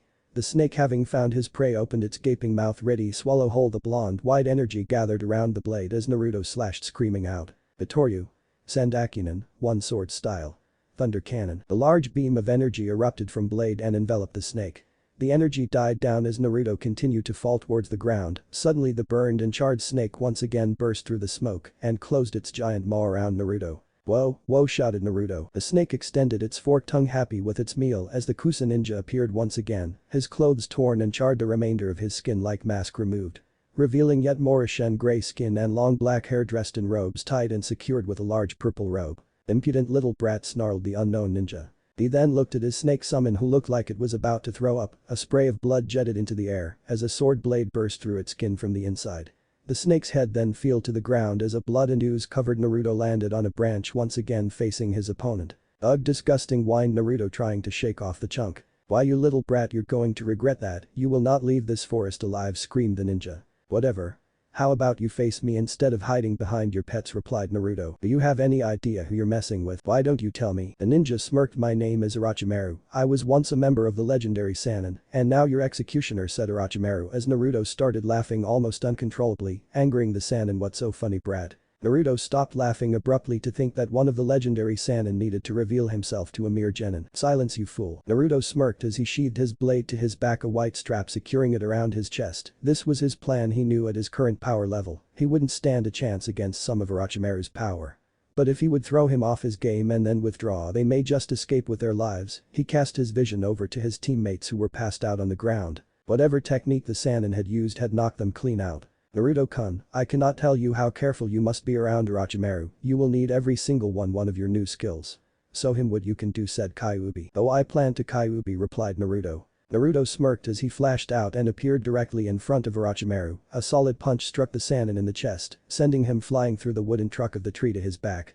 Naruto followed through the hole in chase of the Sannin. Orochimaru looked down his sailing body. He hits like Tsunade. That was strength, not chakra, thought Orochimaru as she opened his mouth and let loose a barrage of snakes. Naruto rolled, avoiding the vicious creatures before he placed his hands in a seal and took a deep breath. Peyton, Jusei no Jutsu, fire style, gunshot. Naruto fired numerous fireballs that immediately incinerated the snakes coming towards him. Naruto then changed his seal, his chakra charging up through his body as the trees sailing by his vision before he called out. Peyton, Hashikusai no Jutsu, fire style, starfire. A stream of intense white-hot flame erupted from Naruto's mouth. It rushed towards Orochimaru, who rolled to the side as the fire stream struck a tree which became enveloped in flames. The snake Sannin landed on another branch and scanned the area, his yellow eyes looking for the troublesome blonde. He had clearly underestimated the boy, and he was using jutsu he had never seen or ever even heard of. Could it be the Kyuubi's doing, he thought. Orochimaru stood tall. He couldn't sense the boy close by. The Sannin had come to test the abilities of the Uchiha, but this boy had clearly piqued his interest. Something of a mystery, and he could not stand for mysteries to remain that way. He flashed out, hoping to catch up with his quarry. Naruto was moving quickly through the trees under each arm his knocked out teammates. After launching his second jutsu, he had immediately retreated from the area. He could clearly sense a large power source in pursuit of him. His eyes widened as a long snake-like tongue whipped towards him. The blonde threw his teammates towards the ground as his hand snapped up and gripped the fleshy appendage. Didn't your mother teach you it's rude to put your tongue out, shouted Naruto as Orochimaru mumbled something, unable to speak properly as Naruto had hold of his tongue. The blonde then took a good grip on the tongue and pulled Orochimaru towards him. The Sannin was sent flying towards the blonde. The snake-like man smirked as a sword appeared from his throat, its blade aimed at the boy's heart. Naruto noticed the blade and reached for his own.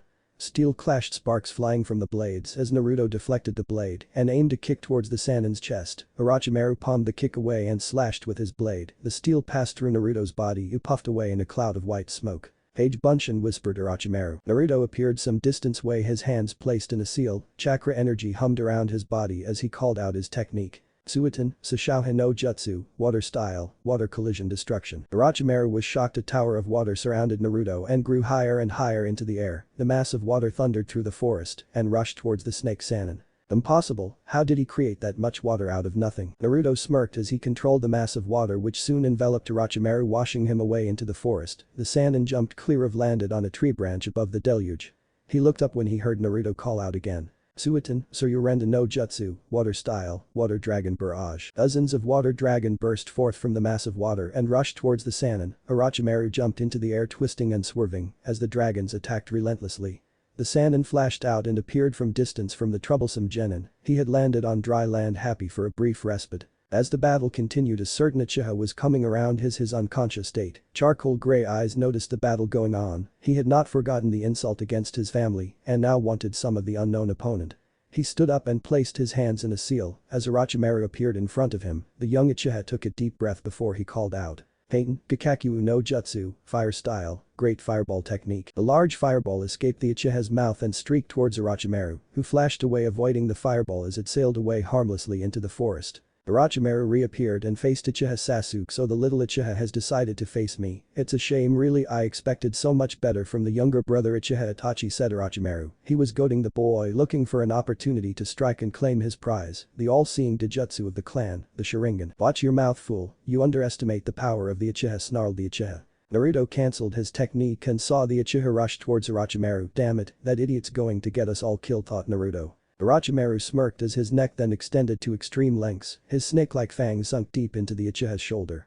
The young Genin screamed as venom coursed through his system as a seal appeared on his neck. Sasuke slumped to the ground as Orochimaru's neck retreated, an evil smirk gracing his face. Naruto rushed in, his blade passing through Orochimaru's body only for him to dissolve into mud. Tsuchi Bunshin. Orochimaru appeared on another tree branch, staring down at the blonde. "You have done much to impress me, Naruto-kun, but I have what I came for, and soon enough Sasuke-kun will come to me seeking power, and I will give him exactly that. I will end you before that happens, slime," snarled Naruto. "Until next time, Naruto-kun," said the Sannin before disappearing into the trunk of the tree at his back, leaving the Genins alone in the forest. Naruto sighed as he sheathed his blade at his back and turned to see the fallen Uchiha once again unconscious and Sakura coming around. Naruto kneeled next to the idiot and rolled him on his back. He was knocked out cold. "Sasuke-kun," screeched Sakura, rushing over. Naruto stood tall and surveyed the area. They needed to get away from this location. Naruto knew his battle with the Sannin would have definitely drawn attention, and they still had a mission to complete. "Sakura, we need to move, come on," said Naruto, hauling Sasuke up onto his shoulder and moving deeper into the forest.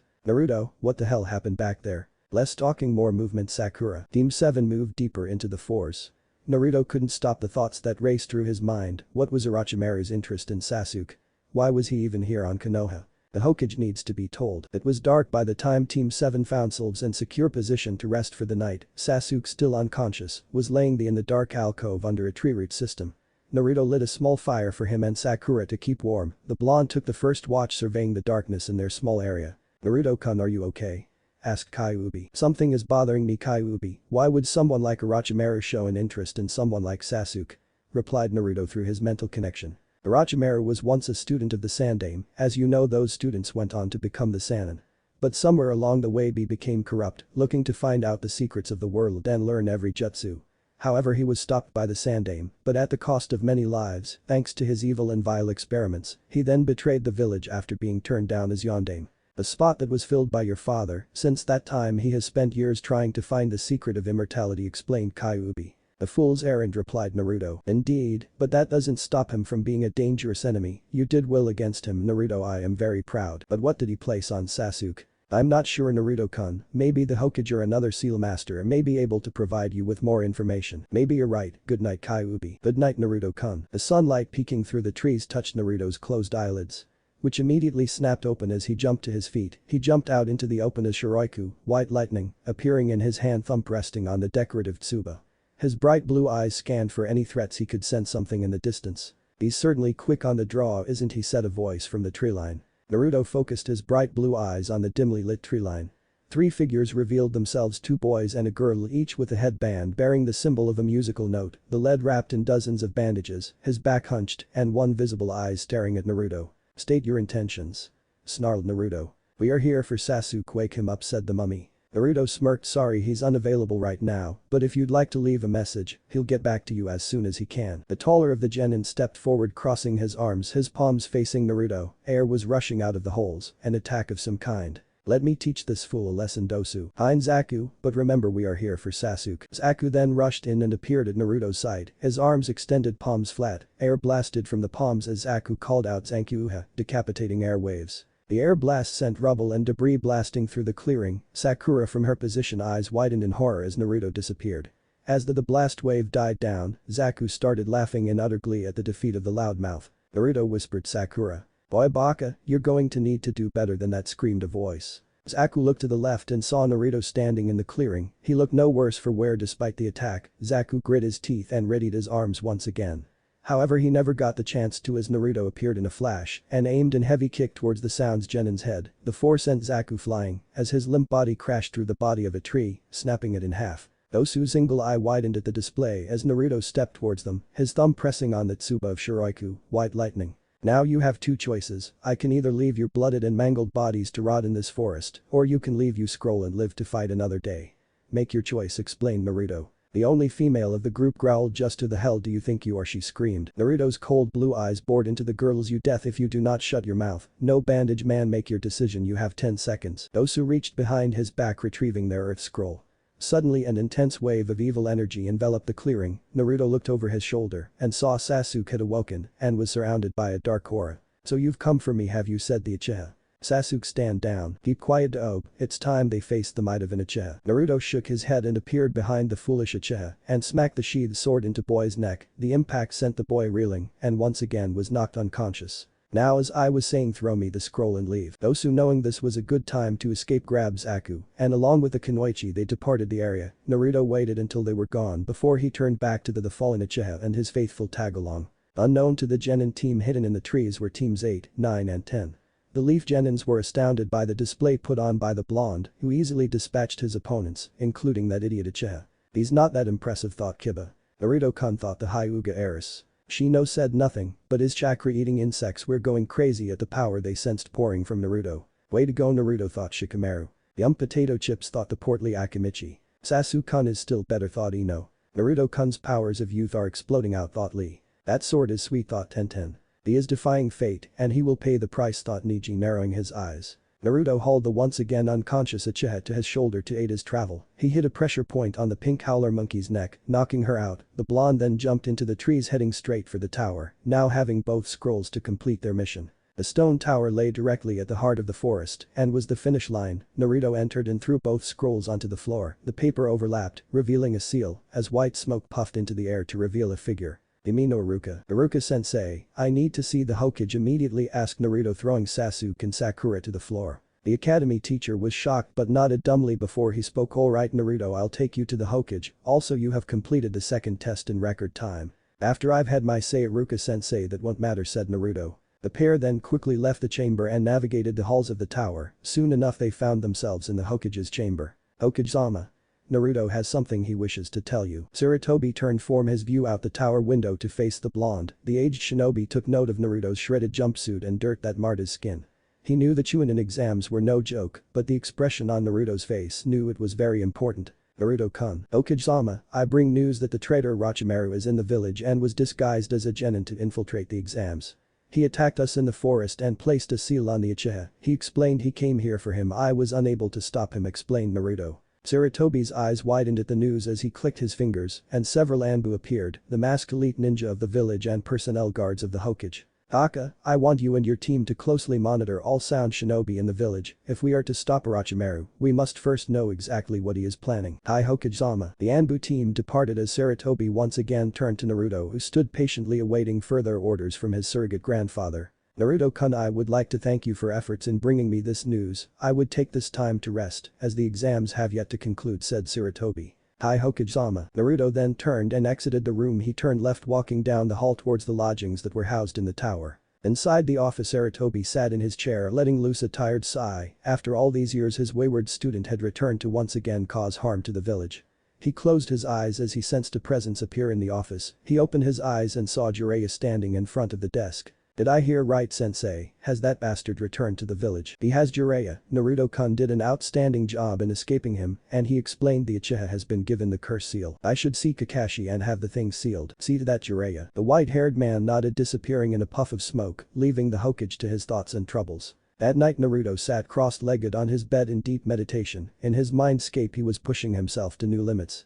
He had created almost 500 Kage Bunshins who had split into teams, with one group working on Kenjutsu katas, another working on ninjutsu, the third group working on taijutsu. The fourth and final group of 125 clones were working on speed and evasion. Off in the distance, Kyuubi stood, a red kimono flowing in the breeze as she observed her student. She knew his fight with Orochimaru had affected him, and that was the reason he was pushing himself. Naruto-kun, take a break, shouted the tailed beast. The real Naruto sheathed his blade and stepped over to Kyuubi as his clones continued to work. What's up, Kyuubi? He asked. Naruto-kun, I know your fight with that snake bastard tested you, but you do not need to push yourself this hard this early. Naruto sighed. That bastard will face his day kneeling before the Shinigami, but the reason I'm training is not because of him. Then why, Naruto-kun? To protect those I care about, Kyuubi, to protect my village. The village my parents died to protect. That is my reason for fighting, my reason to continue. Kyuubi smiled at her student and contained her. He had such a noble soul in a world tainted by lies and deceit. Those are noble goals, Naruto-kun. As I said, I will help you achieve these goals.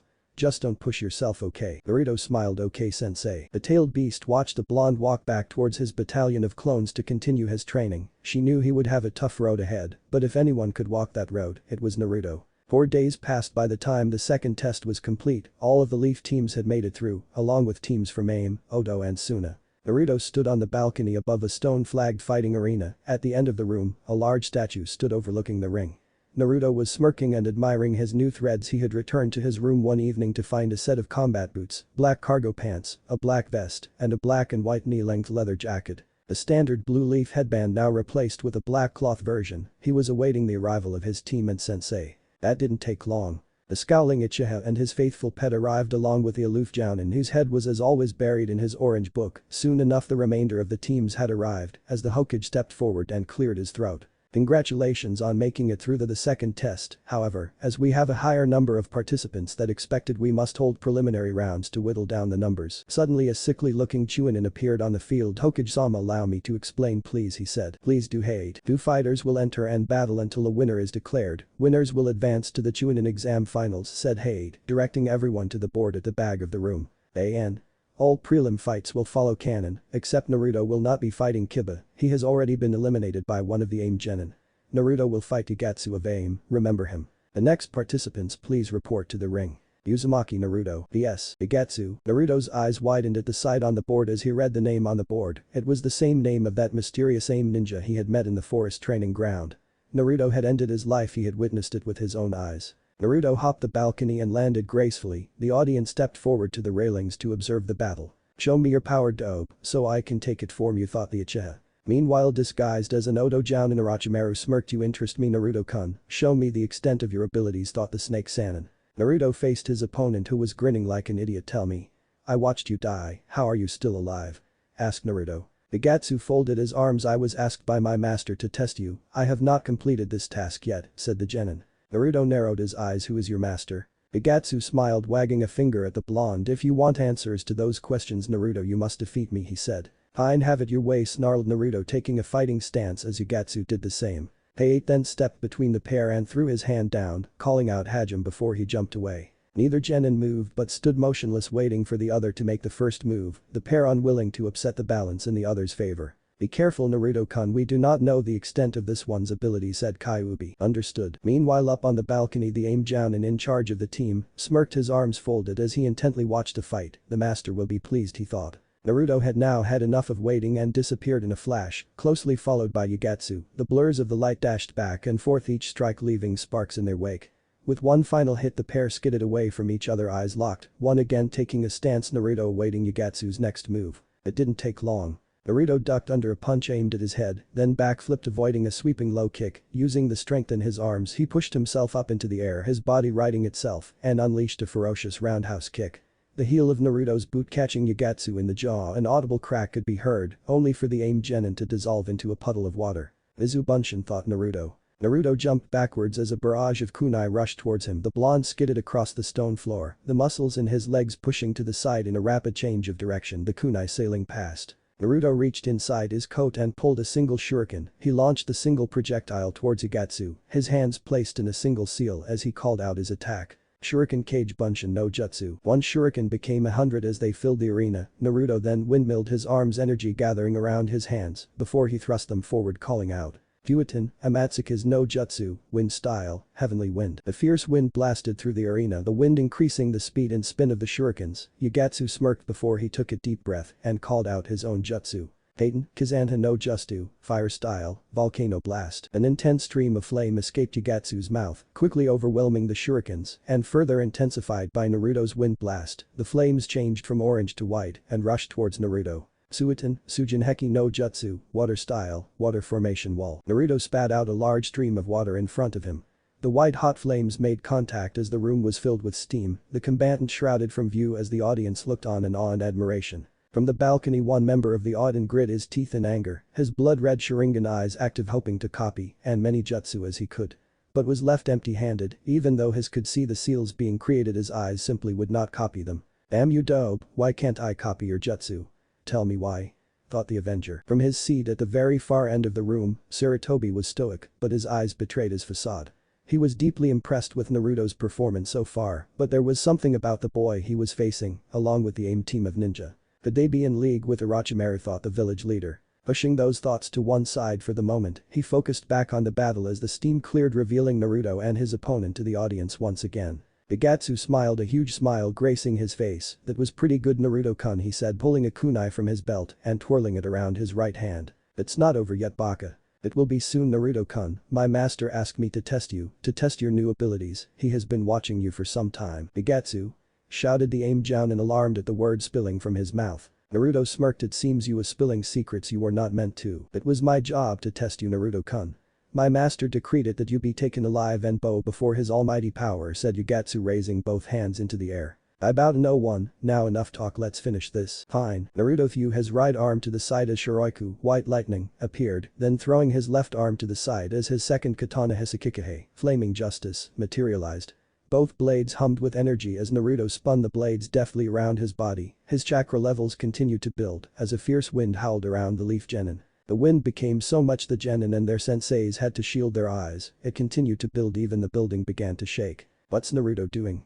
Shouted Chaoji. Naruto-kun's flames of youth are exploding out, said the great green beast of Konoha, Might Guy Sensei of Team 9. Is this his true power, thought Sasuke. That power will be mine, thought Orochimaru. Mother shall have his blood. She screams to claim his blood, thought Sabaku no Gaara.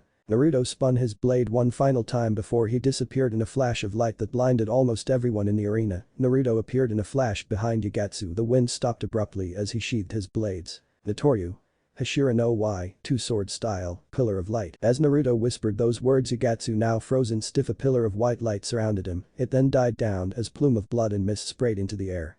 The AIM genin let go his final breath before he slumped to the floor. Naruto turned to face his beaten opponent as Hate stepped forward. Winner, Uzumaki Naruto. Naruto walked towards the stairs leading to the balcony, his eyes locked with the AIM Jounin, who was staring right back. Naruto rejoined his team and smirked as he felt every eye on him, shocked at the display. At the end of the preliminary round, the Hokage assembled the winners down on the arena floor. Clearing his throat, he spoke to the assembled Chunin hopefuls. Congratulations to you, now you have now qualified for the Chunin exam finals. We will reconvene in exactly 1 month, so take your time to train and come back and show us you are worthy of being Chunin, explained Sarutobi. But the genin dismissed. Naruto locked eyes with Kakashi. The aloof Jounin closed his book and looked at the blonde. I'll see you in a month, Kakashi-sensei. Alright Naruto, but please be careful and check in once in a while, won't you, replied Kakashi, giving a single-eye smile. Naruto nodded and began to walk away, but was stopped by a hand on his shoulder that spun him around. His bright blue eyes gazed upon a similar pair, only these were charcoal-colored and filled with anger. You going anywhere, dope? Not until you tell me where you got this power from, snarled Sasuke, his teeth clenched. You want to know where I got my power from, team, replied Naruto, a foxy grin gracing his face. Yes, tell me, urged the Uchiha. Naruto gripped Sasuke's wrist, the same one that lay on his shoulder, before he buried his opposite fist hard into the Avenger's stomach. Sasuke bent at the waist from the hit the air forced for his lungs. Naruto delivered a palm strike to the Sasuke's chest, sending him crashing into the wall at his back, the stone and cement cracking from the force. "There's your answer, team. Power is for the deserving, for the protectors of this world," snarled Naruto, "not for foolish little boys who only think of revenge." Naruto gave the knocked out Uchiha one final disgusted look before he disappeared in a flash of light, once again leaving onlookers shocked. "Man, Naruto sure has changed," said Chaoji, munching on yet another bag of potato chips. Shikamaru replied in his ever-bored tone. "Troublesome blonde," he said. "Ino had other ideas. I wonder what his issue with Sasuke-kun is," she said. "I have no idea, but come on, let's go," said Shikamaru. Teams 8 left with them, the ever-exuberant Kiba and his dog grousing at their loss, the ever-stoic Shino saying nothing in reply. His worry got their badly injured teammate Hinata filling his mind. As the arena slowly emptied, Kakashi sighed and hauled up the out-cold Uchiha. He turned to face Sakura, who looked mad as hell about what Naruto had done to her beloved. "Sakura, I won't be around for a while. I've been ordered to train Sasuke for the finals. I'll see you in a month," said Kakashi as he puffed away in a cloud of smoke. "When I find Naruto, he's going to get such a beating though." The Pinket. Overlooking the village with the sun setting below the horizon bathing the village in a bright orange glow, Naruto sat atop his father's head on the Hokage monument. He was lost in thought over the events of the Chunin exams. "These exams have become so complicated," thought Naruto. "It wouldn't be your life without complications, Naruto-kun," replied Kyuubi. "Thanks, Kyuubi, you really know how to keep a person's spirit up," said Naruto. "Well, you won't have time to mope around, Naruto. You have exactly 1 month to train yourself into the ground," said Kyuubi. "What do you have in mind?" "I believe it's time to show the world your true power and reveal yourself as Namikaze Uzumaki, Naruto. I have a few techniques that might help with that," explained Kyuubi. "Sounds good, sensei." Naruto then suddenly cut his mental link as he felt a presence appear behind him. He knew thanks to his abilities exactly who this was. "Hey kid." Naruto continued to look out at the setting sun. "Jiraiya of the Sannin, to what do I owe the pleasure?" said the blonde. "So everything Sarutobi said was true." "Yep. Thanks to a few special friends they unlocked my soul, memories and bloodlines, memories of my family, my mother, my father." "You taught my father, didn't you?" said Naruto, a wistful tone to his voice. Jiraiya sighed and sat down next to the boy, both looking out over the village, a village they had sworn oaths to protect and would now work together. "So you wish to train me?" Jiraiya stated. Naruto. "Yes, Naruto, I made a promise to your father and your mother that I would protect you. But I failed in task, and I would like nothing more than to make that up to you," Naruto said, Jiraiya hanging his head low. "We pay tribute to those no longer with us, Jiraiya, but living our lives to the fullest. I know what my father asked of you, and I know thanks to those idiot counselors you believed I had died. But now we can put that all behind us and continue forward as master and student to bring justice to this tainted world," said Naruto, smiling at the Sannin. Jiraiya smirked. "It's as if Minato still lives on his son," thought the Sannin, thinking of his former student. "Thank you, Naruto, we shall do this together to bring not only justice, but peace along with it," said Jiraiya with a clenched fist. "So when do we start, Iro Sennin?" said Naruto. Jiraiya laughed, then his mind registered exactly what Naruto had said and face faulted to the ground. The simple nickname Minato had given him meaning, perverted hermit. "Don't call me that, brat," shouted Jiraiya. "Sorry, Jiraiya-sensei, I knew my father would appreciate me saying that," said Naruto, sniggering behind a big smile. "Ungrateful brat," muttered the Sannin. Both master and new student smiled before they laughed as the sun went down over the village hidden in the leaves. A new force had risen, and one that would bring peace to the shinobi world, but what evils would they face along the way? The evils soon to rise and do battle with the light. The morning after the preliminary rounds had been completed, in a run-down apartment building, a pair of bright blue eyes slowly opened in response to the sunlight streaming through his window. Naruto slowly sat up in bed, revealing his ripped torso, perfectly toned and defined muscle hidden under tanned skin. Since he had unlocked his abilities, this was just one of the new traits his body had become accustomed to. His right forearm bore the symbol of the Phoenix clan and contained his katana Hesakikahe, flaming justice. His left forearm bore the symbol of the White Tiger clan and contained his second katana Shiroiku, white lightning. Naruto stood from the bed, revealing a third tattoo that covered his entire back, the symbol of the Dragon clan. This contained his third katana, each weapon a gift from the clan.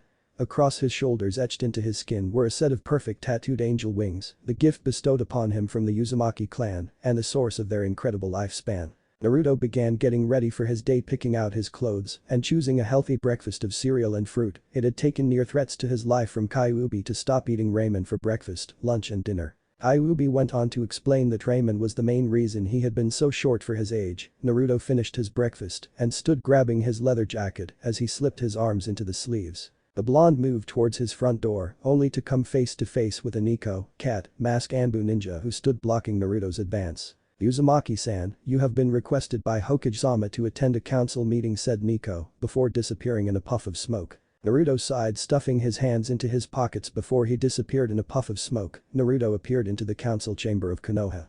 A large cavernous room with a single long table and chairs lining its edge. He could hear shouts and raising voices of the numerous ninja and villagers sat around the table. Moments earlier, Sarutobi once again sat slumped into his seat. Why, you may ask? Because once again he had to listen to this council's incessant babbling about Naruto, about why he should be excluded from the Chunin exams, why he should be teaching Uchiha his techniques. Uchiha-loving morons, thought Sarutobi. The Sandaime was broken from his thoughts by another voice, this one he knew well, and from the tone it was clear it was Danzo, the ever-scheming warhawk. "Sarutobi, we have received reports of a strange power displayed by the boy during the exams. He should be placed in confinement until we can better understand and ensure he is not a danger to his village," said Danzo, once again moving to bring the Kyuubi under his control. "Danzo, forget that one eye, what about the injuries sustained by Sasuke during the exams?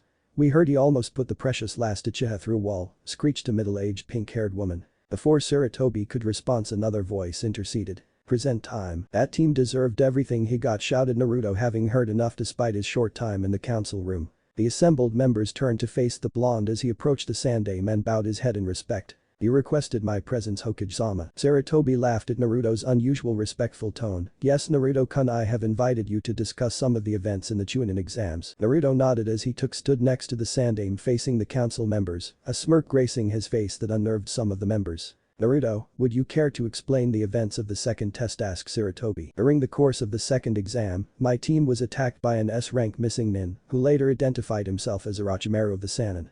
He showed a vested interest in obtaining Uchiha Sasuke, clearly due to the fool's Sharingan," said Naruto, addressing the council. "For what possible need would Orochimaru require the Sharingan?" asked Yamanaka Inochi, Ino's father and head of the Yamanaka clan. "He clearly wishes to obtain the Sharingan to fulfill his twisted dream of learn all the jutsu of the world," said Naruto. "That is a fair estimation," said Nara Shikaku, Jounin commander of the village and head of the Nara clan. "What are you people talking about? Sasuke-kun would never betray this village to that swine," screeched a voice, the older woman's pink hair, clearly identifying her and proving exactly who she was, Sakura's mother. "If you think that, then you're as misguided as your daughter," growled Naruto. "What did you say, Dem?" "Hokage-sama, is your law still in effect?" asked Naruto, a sweet tone to his voice. Yes.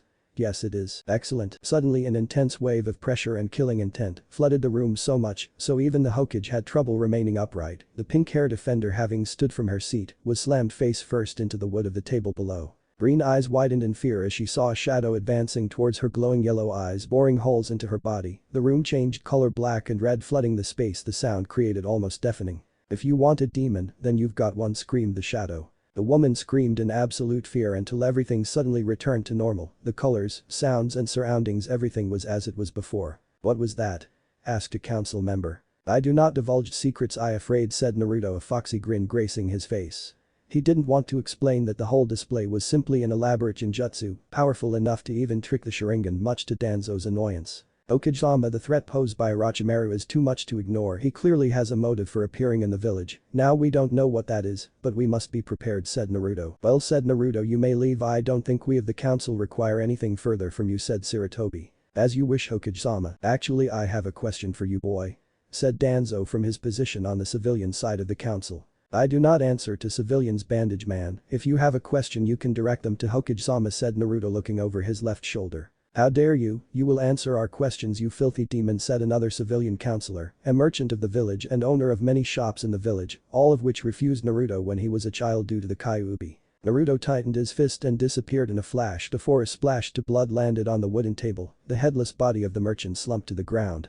Naruto had appeared on the table in a crouch on his haunches, his blade held in a reverse grip with droplets of blood falling from the tip and landed on the table before. "Listen and listen well, I am no one's whipping boy anymore. You break the law, I end your life. It's as simple as that," said Naruto, hopping off the table and sheathing his blade. "By your leave, Hokage-sama," said the blonde before disappearing in a flash. "Man, I like that kid, he sure knows who to make the days interesting," said the feral Inyazuka Tsume, leader of the Inyazuka clan and Kiba's mother. Sarutobi smirked. "I call this meeting to a close," he said, standing from the table. The remaining council members filed out, some stepping over the dead body of the merchant. As two Anbu appeared to remove the body, Danzo remained in his seat, his mind calculating the best way to either bring the Kyuubi boy under his control or eliminate him as a threat. "I must bide my time and find the perfect moment to strike," though the warhawk before he departed, his scheming mind plotting Naruto's end. He just made the worst mistake of his life. Later that afternoon Naruto was standing in middle of an empty training field, his eyes closed focusing his energy. Suddenly 20 shadow clones puffed into existence and attacked their creator. Naruto threw his arm to the side as Shiraiku, white lightning, appeared. Naruto then proceeded to dispatch the clones in short order. His mind focused his attack swift, sharp and deadly. As soon as the original 20 were dispatched the blonde created another 40 clones. Once again Naruto swiftly dispatched his attackers. Unknown to Naruto he was being watched from a tree at the edge of the grassy area. Balanced on a branch was Higurashi Tenten, member of Team 9 and resident weapons specialist. The bun-headed girl had been so impressed with Naruto's kenjutsu skill, which he displayed in the exam she needed to see his blades in action again. From his position on the grassy the area strewn with shadow clones that were slowly puffing away in clouds of white smoke, Naruto could sense he was being watched. He could sense no malice or ill will coming from the observer, so they were not an enemy, but he wanted them to reveal themselves nonetheless. He reached down to his thigh holster and rapid, spun a kunai dagger between his fingers and launched it into the tree line. Tenten saw the bladed weapon at the very last moment and ducked, and it impacted with a thud into the body of the tree at her back. Rather than be a human pin cushion she jumped from her hiding spot and landed in the grassy area. Naruto smirked before sheathing his blade and facing the young girl. "Ah, Tenten-san, were you watching me by any chance?" asked Naruto. Tenten blushed slightly before shaking her head clearer. "No, I wasn't, but I saw you training, and your swords are such beautiful pieces, I wanted a closer look," she said. Naruto folded his arms rocking back on his heels. "Well, if you wanted a closer look all you had to do was ask, what do you say to a friendly spar?" he said. The hopeful expression appeared in her eyes. "Really, you want to spar?" she asked. Naruto nodded. "Sure, it's kind of hard to find a good sparring partner, and with Zabuza-sensei always out of the village on some mission, it's hard sometimes, you know." Tenten smiled before pulling a Jan sword from her scroll and taking a stance. Naruto joined her taking his stance. Shiraiku, white lightning, appeared once again. "What are the rules?" asked Tenten. "No body contact, guard break wins a point," replied Naruto. "Sure, you ready? Are you?" The pair then jumped towards each other and engaged in a fast-paced series of blows and counter-blows. Naruto brought up Shiraiku blocking a heavy strike from Tenten's Jan. The blonde simply parried away the strike as the bun-headed girl flipped through the air and landed on her feet. "I got to say Tenten, your technique is perfect, what you lack in strength you clearly make up for it with technique," praised Naruto. Once again Tenten blushed. "Thanks, you're no so bad yourself." Naruto smiled before he readied his sword once again, ready for round 2. "Sure." Once again the pair engaged in a heated duel, sparks flying from their respective blades, steel clashing with steel, each one fighting for dominance.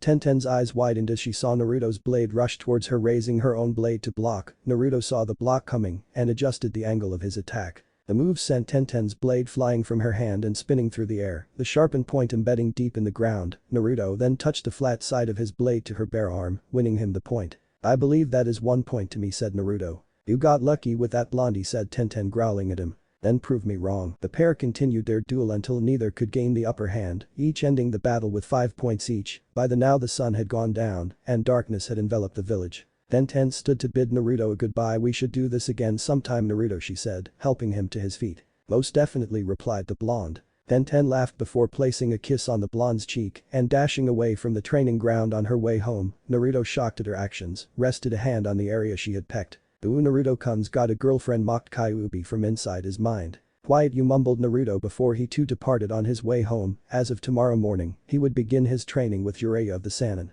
The following morning, with the sun slowly inching up into clear blue sky, Naruto awoke early. Jumping from his bed, he showered and ate a light but fulfilling breakfast before he got dressed and grabbed his gear as he left his modest apartment and made his way towards the northern gate of the village. Upon his arrival he was greeted by the Sannin who was already waiting for him. The white-haired man smiled and moved from his leaning post at the door of the gate. "Morning, kid." "Morning, Jiraiya-sensei," said Naruto, a big smile gracing his features. The white-haired man smiled at the respectful title, and the smile gracing the boy's face reminded him so much of his father, the Yondaime. "So are you ready to begin your training?" Naruto nodded. "Sure, shall we go?" Jiraiya nodded as the pair left through the gate and tracked along the road leading away from Konoha. The pair remained silent, content that the moment required no conversation. The spot Jiraiya had planned for Naruto's training was a day's travel from the village in the mountainous region to the north. It was rarely visited by others and the perfect spot to train someone of Naruto's destructive abilities. They reached their destination the following morning high in the mountains. The spot Jiraiya had chosen was a huge natural rock bowl carved out of the stone by nature eons ago. The formation was bracketed with peaks on every side, sheltered from the weather and harsh winds, but solitary enough not to attract unwanted attention. Naruto threw his bag down and faced Jiraiya. "So where do we start, sensei?" asked Naruto. The white-haired man reached into his own pack and threw a water balloon towards Naruto, who deftly caught the object. The blonde looked questioningly at Jiraiya, wondering what he was supposed to do with a water balloon. Mind explaining, sensei. Jiraiya laughed at the boy's confused expression. Naruto, the technique I'm about to teach you was created by your father, a power technique known as the Rasengan. The water balloon is your first step in learning it. Jiraiya stopped talking abruptly when he heard a pop and a splash to water land on the ground. Naruto, his mind quickly deducing the technique required all the while Jiraiya was talking, had popped the water balloon with chakra alone. The task was designed to control the water inside the balloon, with chakra alone sending the water inside in multiple different directions, emphasizing rotation. I've got to say, kid, you are real quick study, said Jiraiya, throwing another balloon towards Naruto, who once again caught the object. Naruto nodded and placed the water balloon in his hand, and in no time at all the object burst once again, sending water splashing to the ground. Jiraiya had Naruto practice this dozens on times, each time with the same result. Hatch burst again. Alright Naruto, next step. Jiraiya reached into his pack again and threw Naruto a rubber ball this time. I understand, first step gain rotation, second step increase power, said Naruto, smiling as he began the process. Jiraiya narrowed his eyes at the boy. Are you sure you not read up on this before, Naruto, he asked. Nope, access to memories doesn't necessarily mean access to techniques, sensei, quipped Naruto, as the rubber ball in his hand rippled and bulged with the movement of chakra. Right, sure, cheeky brat, mumbled Jiraiya. Both sensei and student continued this process the rest of the day, until the time came to complete the toughest part of the process, to combine the first and second to create the spinning destructive ball of chakra known as the Rasengan. Naruto stood in the center of the bowl formation and extended his hand, chakra energy swirling in his hand and forming a perfect sphere of power. Jiraiya watching with rapt attention at this amazing feat. It had taken the boy's father nearly 3 years to develop the technique. It took a week for he himself to learn it, but this boy, this very special boy, had learned it in just one day. Incredible. Naruto focused his eyes on the target and dashed forward, leaving a trail of dust in his wake. He jumped and thrust his hand, embedding it deep into the rock face. He called out. Rasengan. The ball of power blew apart large chunks of the rock face and sent a cloud of dust high into the air. The resulting shock wave even knocked the white-haired Sannin from his seat. The dust cleared as the Sannin righted himself and saw Naruto once again standing in the center of the bowl, a goofy grin on his face. How was that, Jiraiya-sensei? Shouted Naruto. Jiraiya sat eyes wide and jaw hung low in absolute shock at this boy who not only learned the Rasengan in one day, but had perfected to a much greater degree than even him or maybe even his father. Naruto, it was perfect, absolutely perfect, well done, Jiraiya shouted. Naruto, smiling, folded his arms and rocking back on his heels, happy with his accomplishments and achievements, especially considering the technique was designed by his father and had taken him 3 years to create. You know he got the idea from me, right, said Kyuubi. Yes, I know, not like you haven't told me that more than once in the last 24 hours, Kyuubi replied. Naruto dryly through his mind. I'm making sure credit is paid to the correct people, replied the great beast. Naruto shook his head and didn't respond to Kyuubi's statement. Was Jiraiya approached, still clapping. So what now, sensei, asked the blonde. The white-haired Sannin smiling fondly and handed Naruto 3 scrolls. Taking the objects from his hands, Naruto regarded them with confusion. What are these, Jiraiya-sensei? He asked. Naruto, it's time you learn a few things about your parents and bloodlines they passed on to you and the power you have been gifted, said Jiraiya cryptically. Naruto nodded and walked over to a nearby rock. He opened the first scroll, eyes widening at its title. Duration no Jutsu, Flying Thunder God Technique. It was the very technique that made the Yondaime Hokage Namikaze Minato the fastest ninja to have ever lived, the very technique that granted him his deadly nickname as Konoha no Kairoi Senki, Konoha's Yellow Flash. Originally created by the Nidaime Hokage through the use of a seal formula, it allowed the user to mark a specific target or object, then traveling through a void in space appear instantly at that given location. Naruto looked at Jiraiya shocked. Why was he being given this? What had he done to deserve the scroll containing details of a Hokage's signature jutsu? Sensei, why have you given me this? Asked the blonde. Jiraiya laughed. Because your father would have wanted you to have it, Naruto. Oh, I remember when Minato and Kushina told me they were pregnant with you, they were both so proud. They would even more proud of you now, Naruto, to see the man you have become. I think it's time that you continue your family's legacy, and this can be your first step, said Jiraiya. Naruto didn't respond. His head hung low as fat tears escaped his shimmering blue eyes. Water droplets landed on the dusty ground. He missed his parents, both having been stolen from him. But he made himself a promise that he would make them proud and worthy enough to bear the name of Namikaze and Uzumaki. Naruto placed the Hiraishin scroll gently on the ground and picked up the second scroll. He smiled as he read the title of the open document. The Namikaze clan bloodline Gonjin, the 5 rings. Naruto sat and absorbed all of the information contained within the scroll. The Gonjin or 5 rings allowed absolute mastery over the elements of ninjutsu.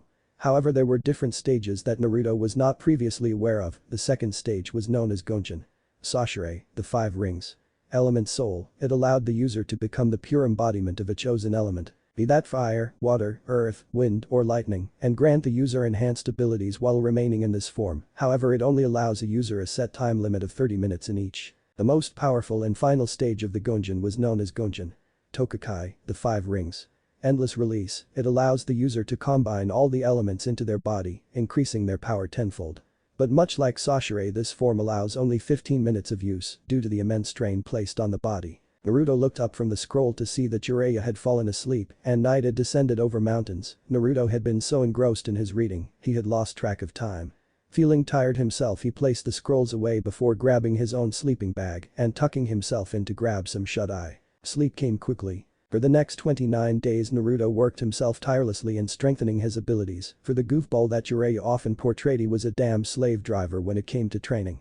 At the end of each day Naruto could barely move his chakra levels low, his muscles screaming in protest. When resting, Kyuubi would take over training, within Naruto's mindscape. On the final day of training the pair headed back to the village for the Chunin exam finals, Naruto smirking quietly confident in his newfound abilities and Jiraiya grinning like an idiot over his student. It was time to reveal Namikaze Uzumaki Naruto to the world. In Konoha for the last week nobles and dignitaries had been arriving looking forward the coming events. In the stadium from his seat on the royal balcony Sarutobi stood from his chair and walked towards the railing. He was starting to get worried as Naruto had not returned and he was in the first match facing Hyuga Neji. Pushing those thoughts to the side for a brief moment he spoke into the awaiting microphone. Ladies and gentlemen. Welcome to the Chunin exam finals. Today we will bring to a close the event that sees Genin strive to become Chunin, to see if they have the power, spirit and strength of mind to be put forward for promotion. The matches will begin shortly and we shall keep a keen eye of those who have what it takes. Good luck to you all. Sarutobi reported back to his seat as another dignitary arrived, flanked by 2 guards each bearing the mark of Sunagakur no Sado. The Yondaime Kazekage had arrived after accepting an invitation from the Hokage. Ah, Kazekage dono, I trust your trip wasn't too arduous, said Sarutobi jovially. No, it wasn't Hokage dono, once again thank you for the invitation, replied the Kazekage taking his seat beside the Hokage, flanked by his guards. Unknown to the Hokage, the Kazekage was an imposter. It was actually Orochimaru in disguise, who had arrived to put his plan into action. The crowd cheered on the Hokage's words. Meanwhile in the crowd the Konoha genin that unfortunately did not make the finals were watching with their senseis. So do you think Naruto has a chance against Neji, asked Kiba. I'm not sure, but the way he dispatched that Aimnin in the preliminaries sure does give him hope, said Shino. Hinata was silent as his teammates discussed the object of her affection. He was worried for him. Neji was very strong for his age, and master of Juken. Would Naruto stand a chance against her? She wasn't sure. Still nursing injuries from Neji's severe beatdown of her during the preliminaries, she hoped Naruto would be okay. I think Naruto's got this in bag, said Ino from seats further down. That teammate. You think so? Replied Choji, munching on yet more potato chips. Sakura sat with time, had other ideas. Naruto Baka has no hope in beating Neji. How can the dead last hope to beat someone like him, she screeched. Down on the arena floor a bandana wearing Takubetsu Jounin appeared, a silver senbon needle clenched between his teeth. Alright, I'm Shiran Genma, I shall be proctor for the final exam. Will Hyuga Neji and Uzumaki Naruto report to the arena, shouted Genma. Neji smirking appeared on the area floor, his hands stuffed into his pockets, confident he would be putting the blonde idiot in his place. So misguided. However, after several minutes Naruto had yet to arrive. Genma looked towards the Hokage wanting clarification on what he should do. Sarutobi signaled 1 more minute as the Jounin nodded in response. Uzumaki Naruto has 1 more minute to report to the arena. Fool those who defy fate often fail, thought the arrogant Hyuga. Suddenly an intense wind blew through the arena, blocking everyone's vision as a shadow, then began to fall from the sky, dropping rapidly to the ground below. The shadow landed in a crouched position, his fist buried into the dirt, standing to a full height. The wind died down to reveal it was Naruto, still grinning with glee that he had hopefully arrived in time. Boy, Genma-sen, I'm not late, am I, asked the blonde. Genma smirked. No Naruto, you had 10 seconds to spare. Are you ready to begin your match? Asked the Jounin. I was born ready, replied Naruto, his leather jacket moving in the slight breeze that remained following his arrival. Neji smirked at the blonde's words. So you decided to show up, fool, your mere presence here, simply delaying the inevitable. You will lose and kneel before me, said Neji. Why don't you let your actions speak for your foolish mouth? Hyuga growled. Naruto, his anger had not been tempered since his time away, memories fresh from what this arrogant fool had done to his own cousin in the preliminaries rounds. My actions will speak volumes, fool, the fates have decreed it, replied Neji, taking the classic Juken stance. Enough of your fate mumbo jumbo, we each make our fate, and if the only way I can teach you that Hyuga is by spilling your blood, so be it, growled Naruto, taking his own taijutsu stance. Alright, enough trash talk, fighters ready, shouted Genma as he raised his hand into the sky above Hajime. He finished before jumping clear and out of danger. Neither competitor moved at first as cold blue eyes stared into lifeless white ones. Naruto shifted his right onto his front foot and disappeared in a flash, reappearing above and behind Neji, his fist reared back. Ready to strike the first blow. Naruto hung in the air, his fist at the ready to strike from the blind side of the arrogant Hyuga. He grit his teeth, trying desperately to keep a lid on his anger for the genin.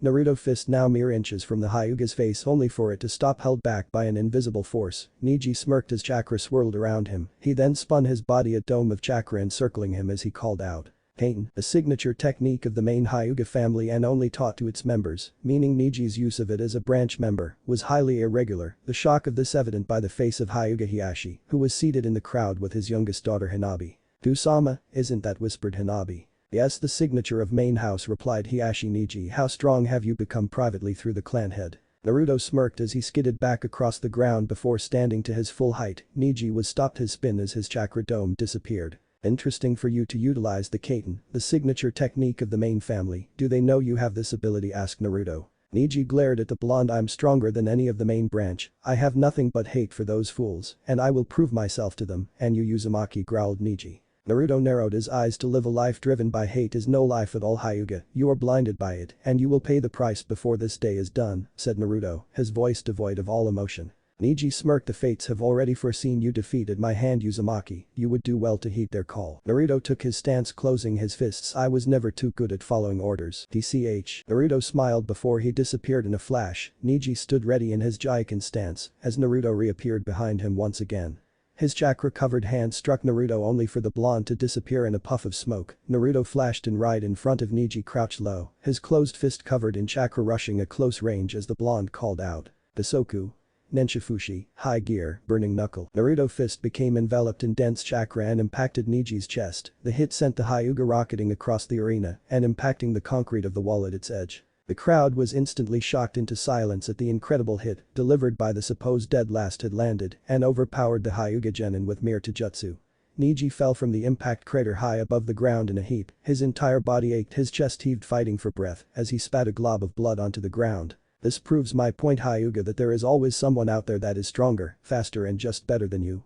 Fate is something that guides our lives." You are correct in that statement, but it only guides us based on the decisions we make. This day you made the decision to underestimate your opponent, and you have now paid the price. You need to step back and look at your surroundings, rather than dwell on the past, on the decision of a man who made the ultimate sacrifice to protect his own blood, said Naruto. Neji's wide eyes widened. "How did you know that?" he whispered. Naruto smirked. "I just know things, and I'm sure your father did not want you to grow up hating and turning your back on the family he gave his life to save. Put your faith in Hinata-chan, place your support in her, Hyuga Neji, and help her achieve her dream of changing the Hyuga clan for the better." From the crowd, Hinata blushed at Naruto's praise for her. Hiashi hung his head in shame over the events that had led to this moment. Neji then slowly dragged his tired body back to a vertical base, focused his eyes on the blonde before a smirk overtook his face. "I have never heard such pitiful words from a fool who knows nothing about what it's like to grow up alone, to know hatred simply for being born on the wrong side of a fabled house," snarled Neji. Naruto narrowed his eyes. Clearly his words weren't getting through to the foolish Hyuga. Naruto tightened his fist, his eyes glared at the arrogant fool. "You should think before opening your foolish mouth, Hyuga. No, I'm going to show you the error of your ways," Naruto growled before he flashed out. Neji stood ready. Naruto rushed in, he sending the Hyuga once again flying towards the arena wall with a thunderous kick, only this time the branch member had used substitution, turning into a block of tree. Naruto turned and ducked under a vicious Jaiken strike. The blonde then extended his leg, burying into the boy's stomach. Neji coughed, trying to force air into his depleted lungs. Naruto pushed his entire body up using one arm and drove both feet into Neji's face, sending him flying into the air. His limp body landed and skidded across the dirt. Meanwhile, up in the crowd, murmurs and whispers were rampant among the masses. A Hyuga was being overpowered with nothing but taijutsu. The mere thought was unheard of, but a display was being put on, and it was shocking to say the least. From the Hokage's box, a disguised Orochimaru dressed as the Kazekage was observing the fight with glee, a sickening smile gracing his face hidden behind a white cloth that obscured his face. "That is excellent, Naruto-kun, show me more, show me your abilities," thought the Sannin. "Hokage don't know, that blonde is very impressive to overpower a member of the Hyuga clan with simple taijutsu," said Orochimaru as the Kazekage. Sarutobi smiled. "Yes, well, Naruto has always been one to surprise people," said the Hokage. I should think so, I've trained him after all, said another voice. Both the Hokage and Kazekage turned to see the Jiraiya had joined them in the Hokage's box. The Gama-sanin smirked as he stood next to Sarutobi. Orochimaru's eyes widened at the arrival of his former teammate. Jiraiya, what is he doing here, he thought. So how's the kid doing, sensei, asked Jiraiya. Very well indeed. Jiraiya chuckled as he cast his vision to the arena to observe his students fight. Naruto stepped calmly towards the fallen Hyuga who was struggling to his feet as he spat a glob of blood to the ground, his Byakugan active as glaring at the blonde as he growled at his opponent.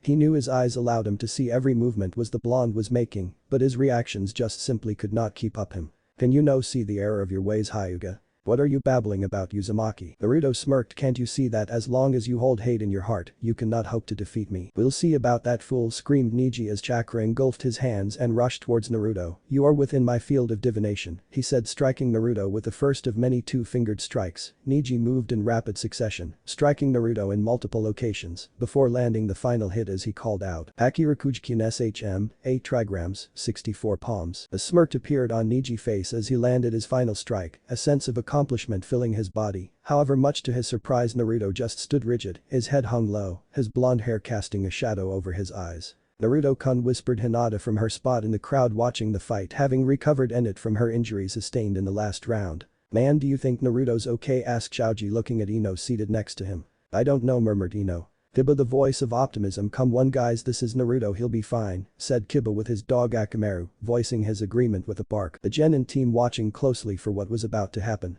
The arena itself became silent as they waiting to see what would happen next. A soft breeze blew through as Naruto's jacket moved with it as the blonde spoke. Your attacks lack conviction, attacks that are filled with hate. Now your lesson begins, Hyuga Neji. I have tried to reason with you, but you have failed to heed my words. Now you will pay the price, whispered Naruto. Neji was shocked. No one should be standing after attacks like the ones he had just delivered to the blonde. How is he still standing, he thought. Neji was unprepared for what happened next as a fist impacted his face, sending him flying once again. Naruto blasted from his spot towards the sailing Genin. Naruto appeared in front of Neji's flying body and blasting him in the other direction with a solid kick. The blonde gave chase, once again appearing in front of the Hyuga as he gave him a hammer blow with both fists, sending his body thundering into the ground, smoke rising from the crater. Naruto, almost floating above the hole in the ground that contained Hyuga Neji, flashed through a series of hand seals before he called out. Raiden, Rikuyu no Jutsu, lightning style, lightning strike. Naruto raised both hands as the sky above darkened as two large streams of lightning streaked down and converged in Naruto's hands. The blonde then thrust them down as two concentrated beams of lightning energy impacted the ground. The arena was filled with smoke following the large explosion. Seconds later the sky above cleared as did the smoke as Naruto slowly drifted down to the ground, his white jacket moving the wind. The blonde then stepped towards the now large crater that had formed in the arena floor. Laying the middle was a beaten and bloody Hyuga Neji. None of his injuries were life-threatening but certainly hurt. Naruto would never intentionally hurt a fellow ninja of the leaf short of the foolish Uchiha, but it didn't stop him from teaching the Hyuga lesson. Your lesson is complete, Hyuga Neji. You must place your faith in Hinata because for all that you did to her, she still loves you like a family member should. Because if she hopes to change the Hyuga clan, she will need your help, that I can be sure of. Naruto then turned and walked away from the fallen Genin. Why do you care so much? Gasped out the injured Neji. Naruto turned and looked over his shoulder. Because I too know what it is like to have a life of loneliness, to have a life where hatred is the only emotion you experience. But unlike you, Hyuga Neji have risen above the hate, gathered friends and loved one to guide me on my journey, and now you must do the same if you wish to have a meaningful life. Remember, Hyuga, hatred only begets more hatred and it will consume you unless you let it go and step into the light, said Naruto, walking away for good. Genma smirked as he appeared back on the field. Winner, Uzumaki Naruto, he shouted as medic teams rushed towards the fallen Hyuga. The crowd went wild at that tremendous match. Naruto smirked as he raised his hand in victory. Up in the Hokage box, Jiraiya was going nuts at Naruto's display. Hahaha, way to go, kitty, shouted much to Sarutobi's amusement. That boy could be a problem for my future plans if he remains alive, thought Orochimaru. The invasion proceeds as planned. His final thought as he made a small hand signal to his agents embedded in the finals crowd. It was time for the next match. Authors note the finals remain canon. Kankuro forfeited his match against Shino as planned. Shikamaru lost his match against Temari. Now it remains to see Gaara vs Sasuke. Subaku no Gaara floated down to the arena on a cloud-like formation of sand as stepped stoically towards the middle of the arena floor. Would Uchiha Sasuke please report to the arena, shouted Genma. Minutes passed as the foolish Uchiha failed to appear, much to the displeasure of the awaiting crowd. From the Hokage box, Sarutobi looked displeased at the delay as he called one of his guards closer. Tell Genma Uchiha Sasuke has one more minute to the report or he forfeits his match, said the village leader. Hi Hokage-sama. The guard relayed the orders to Genma, who once again raised his hand. Uchiha Sasuke has 1 minute to report to the arena or he forfeits, said the Takebetsu Jounin. The crowd voiced their displeasure at the decision as the disguised Orochimaru turned to the Hokage Dono. I think we should allow Sasuke to fight. Many have come to see the last Uchiha fight, he said. Sarutobi looked unimpressed at the Kazekage plea. Kazekage Dono, if this was combat and the Uchiha arrived late, his comrades may die. We cannot make exceptions based on lineage, replied the Hokage. The minute had passed. Uchiha Sasuke had failed to appear. The finals will continue with Subaku no Gaara the winner by forfeit. Now would Uzumaki Naruto please report to the arena, shouted Genma. The aforementioned blonde then appeared in the arena in a puff of smoke, standing some distance from Gaara, who was grinning like a madman. Now he would finally have his chance to face the blonde, as his tenant had been screaming to spill his blonde for some time. Mother wants your blood, Uzumaki, said Gaara. Well, tell you mother she got some filthy habits, replied the blonde. At that moment in a puff of smoke appeared and scowling Uchiha Sasuke and the aloof Jounin had Kakashi. Are we late? Asked Kakashi. Genma was not happy. Yes you are, and the Uchiha has been disqualified. Now get out of the arena, we need to proceed with the finals. What? You can't disqualified me. I'm the last Uchiha I need to fight, give me the dope spot, screamed Sasuke. Another screech could be heard from the crowd, clearly the voice of Sasuke's #1 fan, Haruno Sakura, who was shaking her fist in the air. Let Sasuke fight, she screamed. Sasuke turned and stomped towards Naruto, who just stood arms folded as he regarded the foolish Uchiha like something you would scrape off the end of your boot. Sasuke growled under his breath at the blonde. This is my fight, dope, now stand aside. Naruto smiling unfolded his arms. I'll tell you what Sasuke, I'll fight you for it. How's that, said Naruto much to the Uchiha's enjoyment. Any objections, Genma-san, asked Naruto looking at the toothpick chewing Jounin. None here kid, just be quick, he said. Alright. Naruto then in a flash moved back the edges of his jacket and spun a pair of the kunai through his fingers in each of his hands. With the same speed as he drew his blades he slashed with his daggers, cutting the Uchiha deeply in the shape of an X as he called out. Hentensen. X Hensei. Blade edge, X formation. Naruto then sent Uchiha flying with a solid straight leg kick to the jaw. Sasuke tumbled through the air, every attack so fast and precise, he didn't even have time to activate his fabled Sharingan. The Uchiha landed in a heap on the ground some distance away. The kid was out cold. Meanwhile up in the crowd, Sakura screamed for her beloved Sasuke-kun, as did many other Sasuke supporters. Was that quick enough, Genma-san, asked Naruto smiling, but his eyes never leaving the dangerous Subaku no Gaara. Genma shook his head at the kid's antics. Kakashi, take your student and get him some medical attention, ordered Genma. Right, replied the aloof Jounin as he grabbed the foolish Uchiha and disappeared in a puff of smoke. Alright, the Chunin exam finals will continue with Subaku no Gaara facing Uzumaki Naruto, announced Genma, as the noise level from the crowd rose, wondering what kind of display Naruto would put on for them. Fighters ready, asked Genma. Hajime. Neither Naruto nor Gaara moved as Genma jumped away. A wind blew through the arena once more as a small grouping of cherry blossoms drifted into the arena on the wind. A single blossom then fell towards the ground. As the delicate pink flower landed, Naruto flashed out at tremendous speed towards Gaara, his fist thundering towards the Genin's face. As soon as Genin's shield moved to protect him, Naruto's fist blasted through the sand and onwards towards its target. The clash of titans was about to begin. Gaara's eyes widened as the titan fist of the blonde leaf shinobi came barreling towards him. His sand rose to meet the fist as the mixture wrapped tightly around Naruto's wrist and forearm. However, much to the surprise of the emotionless demon container, Naruto's arm continued to inch forward, pure strength fighting against the subconscious ability of a tailed beast. You are going to need to do better than that, Subaku no Gaara, said Naruto as his left hand moved in continuous motion, making one-handed seals. This came as a shock to many as one-handed seals were considered an accomplished feat for even seasoned shinobi. Up in the Hokage's box from his seat, Sarutobi, smirking, Naruto still found ways to impress him. That boy, thought the aged village leader. Orochimaru had another idea. Kukikuku, this boy will make a fine container and I will be able to harness his strength and power, thought the snake Sannin. Back down in the arena, Naruto completed his final seal as a yellowish energy gathered around the fist currently locked in the sand's grip as he called out. Rain, Arashihu no Jutsu, lightning style, storm cannon. The concentrated beam of lightning energy blasted from Naruto's fist enveloping Gaara at point-blank range. A giant explosion filled the arena as smoke flew up the walls and into the sky above. The remaining two Sand siblings rushed to the railing from the viewing gallery, worry for their brother increasing by the second. Tamari screamed into the shroud. Gaara, she shouted at the top of her lungs over the noise of the attack.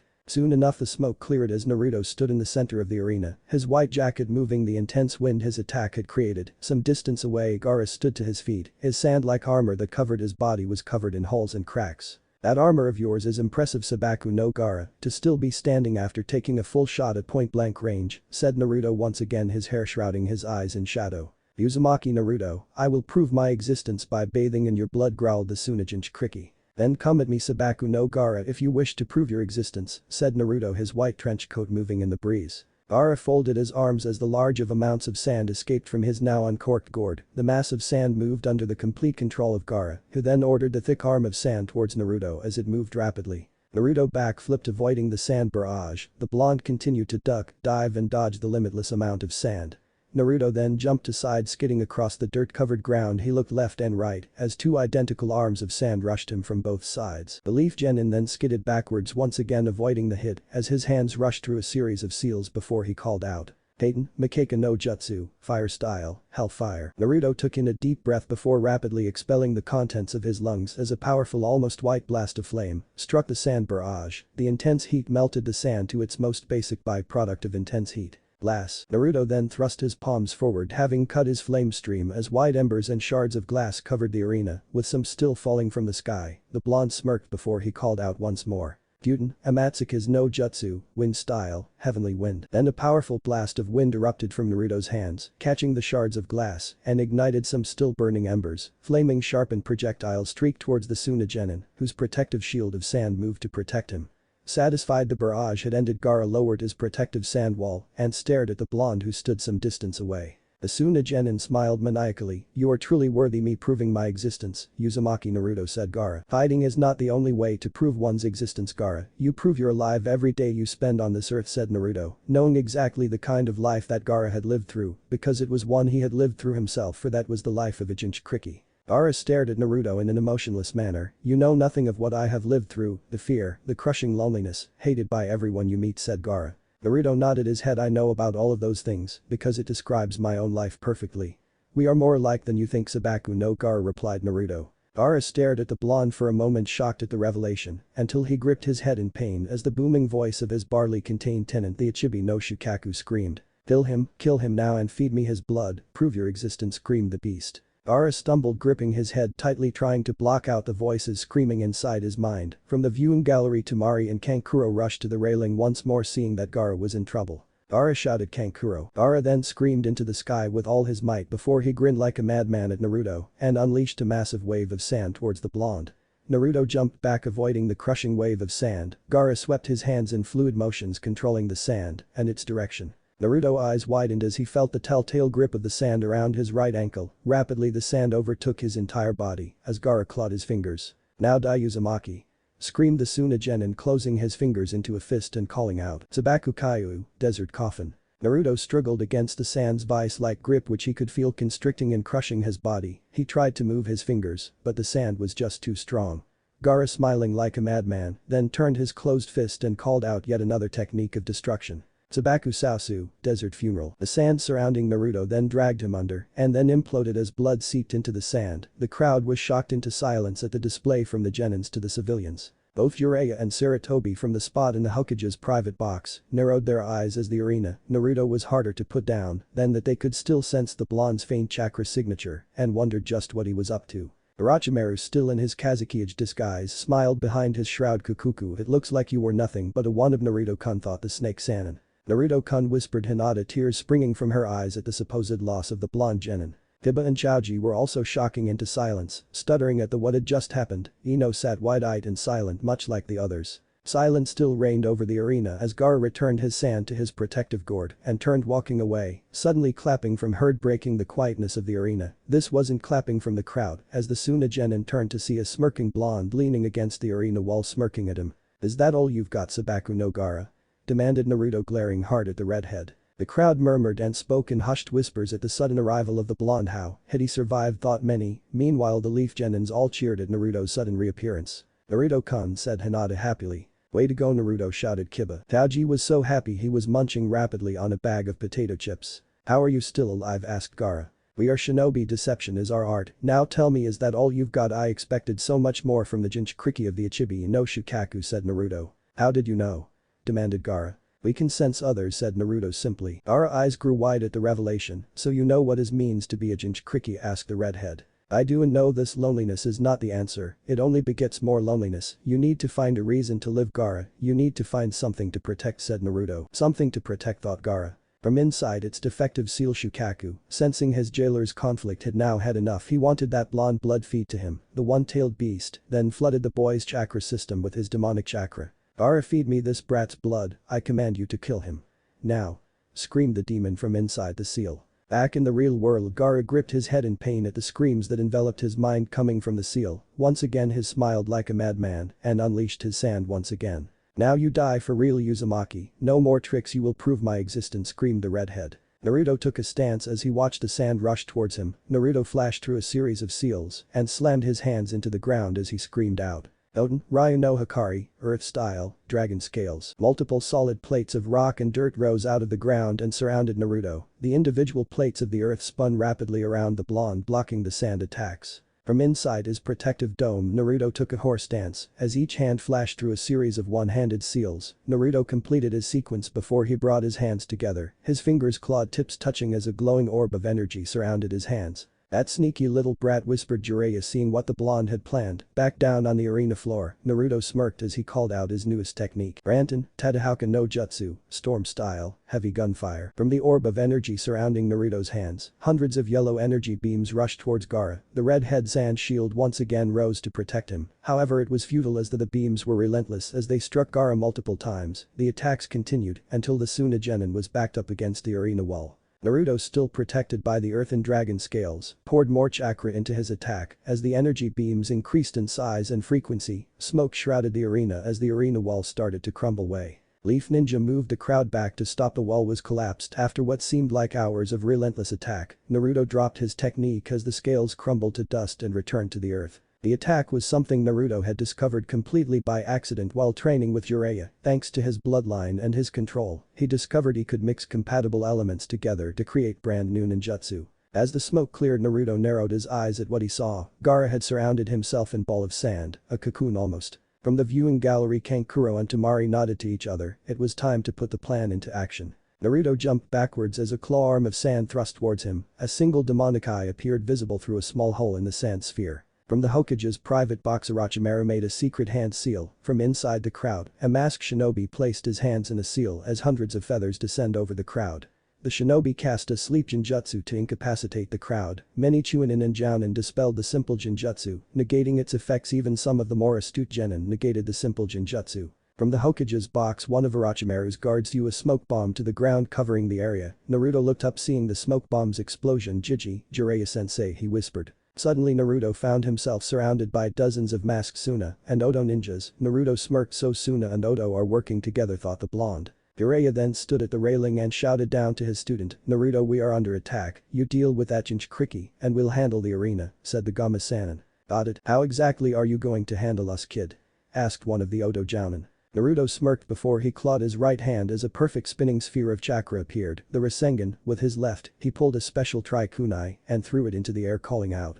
Kunai Kage Bunshin no Jutsu. Dozens of the special kunai fell from the sky and littered the ground around the attacking ninja. Naruto smirked before he disappeared in a red flash, almost like a pinball in a machine Naruto raced across the arena floor, darting in every direction. In mere seconds Naruto had felled each of the attacking shinobi, before they even had a chance to defend themselves, each one had a perfect circular wound in various places on their body. Naruto reappeared that's how I handle you, Baka said the blonde as he turned to see that Gaara had escaped the arena by climbing the wall, with the redhead now a miniature version of his tenant. Genma appeared standing next to Naruto you better get going kid, we've got his covered said the Takubetsu Jounin. Right, thanks Genma-sen replied Naruto as he flashed out in hot pursuit of the renegade Jinchuriki. Meanwhile on the tallest roof high above the arena Sarutobi and Jiraiya stood some distance from the Kazekage, having chased the village leader up here after the smoke bomb had cleared. What is the meaning of this Kazekage dono demanded Sarutobi. The Kazekage laughed with his face still covered I'm surprised you haven't recognized me yet sensei, I'm hurt, said the fake village leader.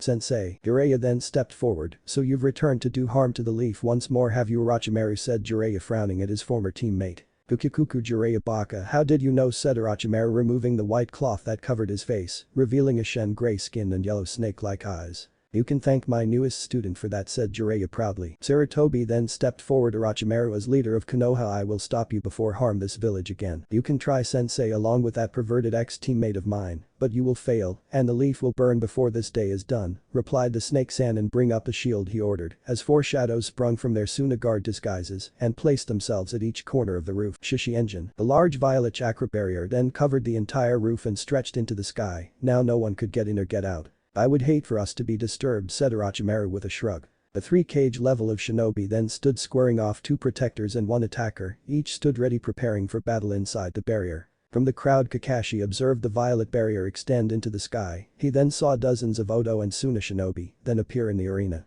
"Kakashi, what's the plan here?" asked Guy, going back to back with his Jounin comrade. "We clear the arena and evacuate the civilians. Let's get to it," said Kakashi as he pulled a kunai from his holster. "Yosh, time to display the power of youth," shouted Guy. "Eugenin," said Kakashi, getting their attention as they had sensed the Jinjutsu and dispelled it. "Help with the evacuation and try not to get yourself killed," finished the One-Eyed Jounin. "Aye, Kakashi-sensei," they chorused together. The One-Eyed Jounin then cast his vision beyond the arena wall, having seen Naruto's swift departure in hot pursuit of the Tsunagenin Gaara. "Be careful, Naruto," he thought as he puffed away in a cloud of smoke and went about attacking the invaders. In the forest beyond Konoha, a sand-covered tanuki-like creature was blasting from tree branch to tree branch. It stopped and sniffed the air only for a heavy fist to impact its face and send it rocketing to the ground below. Naruto skidded to a stop, once again standing some distance from Gaara, his cold blue eyes focused on his target. Gaara in his partially possessed form shook off the hit and stood tall. Demonic eyes glared at the blonde who stood impassively. "Uzumaki, have you come to die?" growled Gaara. "No, Gaara, I've come to stop you before you do any damage to Konoha," replied Naruto. Gaara in his demonic form smirked, sharpened teeth, showing "Your pathetic village is no interest of mine, Uzumaki. I have come to prove my existence, and I shall when I drink you blood from your crushed and broken body," snarled the beast. Naruto took a stance. "Just try it, Sabaku no Gaara. Prove you are worthy to live before I put you down and show you the error of your ways." Gaara screamed before he launched a sand-covered arm towards the blood who flashed out, avoiding the hit. Naruto then moved rapidly through the tree-covered area, avoiding yet more arm strikes. The Leaf Genin then skidded back across the dirt as he caught another strike from the sand-covered arm. Naruto grit his teeth against the strength that was pushing him back. "You're mine, Uzumaki," screamed Gaara. The sand-covered hand then closed around Naruto and forced him back against a tree. The blonde gasped at the pressure around his body, however it soon turned into a smirk as his body collapsed into a pool of water. Izubunshin. Naruto stood once again some distance from Gaara, his hands locked into a seal before he called out his attack. Suiton, Sashouhin no Jutsu, Water Style, Water Collision Destruction. The tower of water formed from the surrounding moisture, turning into a large tower of water that surrounded Naruto and then rushed towards Gaara. The Tsunagenin tried to escape the torrent but was hopelessly caught in its force.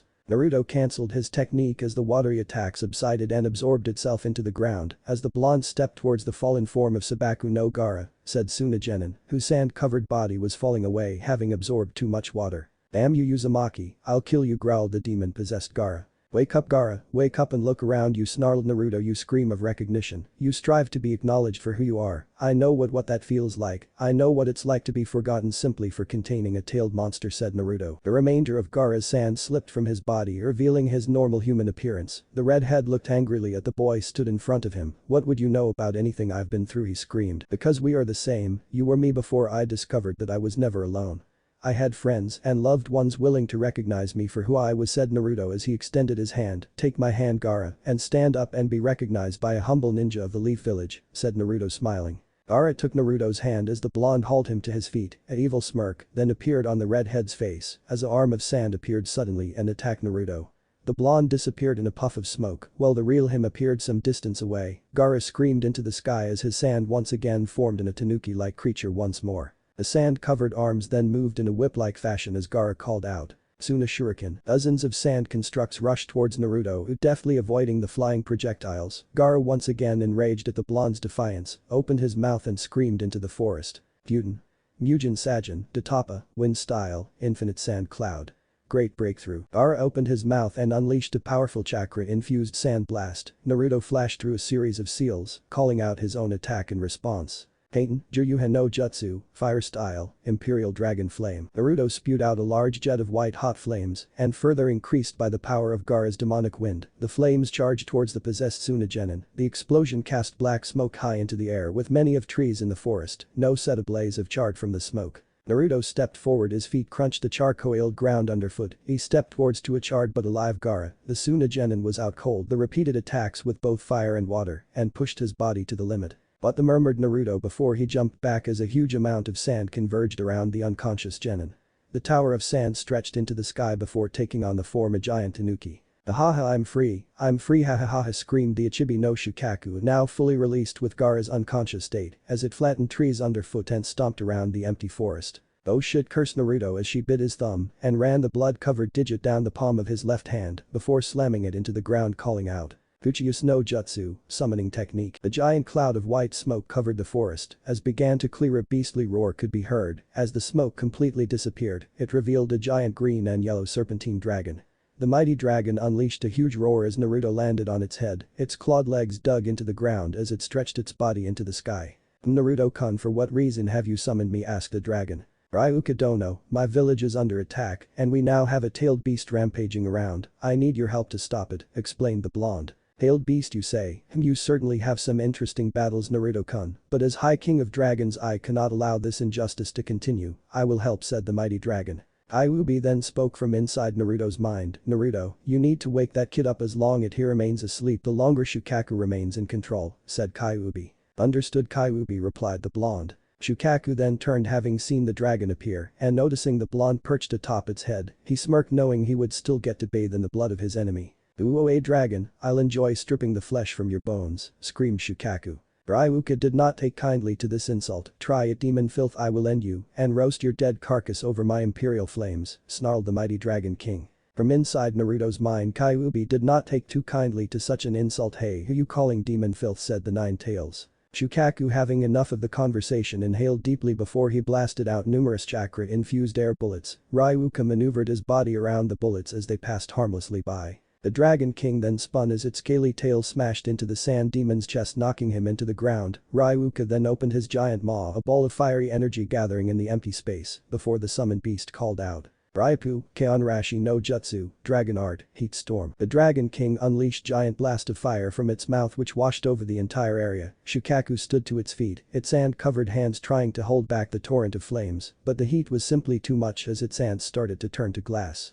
"Once the flames have died down, you need to get in there and wake the kid up. Once he's awake, Shukaku should retreat back into its seal," explained Kyuubi. "Right," replied Naruto through the mental link. Ryuka Dono grabbed at him, now ordered Naruto atop the dragon's head. "Right," said Ryuka as he cancelled the fiery attack as its clawed hands gripped the arms of the charred demon who was howling in agony. "Naruto-kun, do it now," shouted Ryuka. Naruto jumped into the air and sailed towards the unharmed and asleep Sabaku no Gaara atop Shukaku's head. "Gaara," screamed the blonde as he reared back his fist and thrust it forward and impacted the left cheek of the Sunagenin. "Wake the hell up," screamed Naruto. He followed through his attack and awoken Gaara as Shukaku started to scream once more. "What the hell, I just got here," shouted the sand demon before his body completely disappeared. Gaara, his energy entirely depleted, fell towards the ground, his limp body crashing in a heap. Naruto landed on Ryuka's opened clawed hand before he jumped and fell towards the ground, landing a small distance from Gaara. "How is he so strong? What's his secret?" thought Gaara as he turned looking at the blonde. "Sabaku no Gaara, I'm sorry that it had to come to this. I'm sorry that I have treated a fellow Jinchuriki this way. But I needed to show you the proof that living to protect others can give you strength beyond your wildest dreams. Gaara, you have people in your life that love you, and you must strive to protect them and live for something." "Protect them," murmured Gaara. "That's right, take from someone who knows, and I would like to offer you this advice as your friend," said Naruto, smiling. "Friend?" Naruto nodded before he jumped back, sensing new arrivals. A rickety puppet tried to attack Naruto, but the blonde had moved too quickly. Gaara's siblings Kankuro and Temari appeared in front of their brother, protecting him from further attack as the pair glared hard at the leaf ninja weapons at the ready. "Enough," whispered Gaara. "But Gaara," asked Kankuro. "This is over, we are to return to the village," said the redhead as Kankuro pulled his brother's arm across his own shoulders, hauling him to his feet. "But Gaara," questioned Temari. "You are an interesting one, Uzumaki Naruto, until we meet again," said Gaara as he disappeared with Kankuro, leaving only Temari behind. "Thank you for what you did for Gaara," said Temari, closing her large battle fan. Naruto smiled. "We do what we must to protect those we care about. Take care of him, won't you?" said the blonde. Temari blushed slightly at Naruto's smile before she nodded and disappeared as well. The evidence of battle was all around as many of the trees were charred and broken. Naruto looked to the sky to see Ryuka still hovering above him. "That was a noble thing you did for that boy, Naruto-kun," said the Dragon King. "I guess," said Naruto with a shrug before he jumped into the air and landed once again on Dragon King's head. To the village. To the village Ryuka Dono, there's still work to be done. Ryuka swiftly moved through the air back towards the village. Naruto from his spot atop of the Dragon King saw a multiple-headed snake creature burst through the perimeter wall.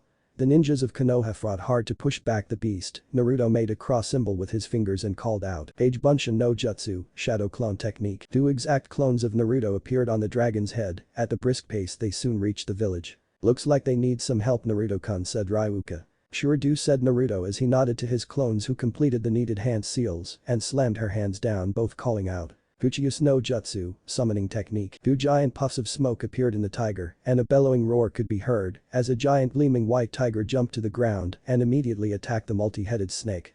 Another high-pitched scream could be heard from inside the smoke cloud before a large red and orange phoenix appeared, embers trailing with every flap of its wings. The mighty phoenix opened its mouth and unleashed a torrent of flames that incinerated a battalion of Suna and Odo ninjas that lined the wall. The tiger had dealt with a multi-headed snake as it disappeared in a puff of smoke.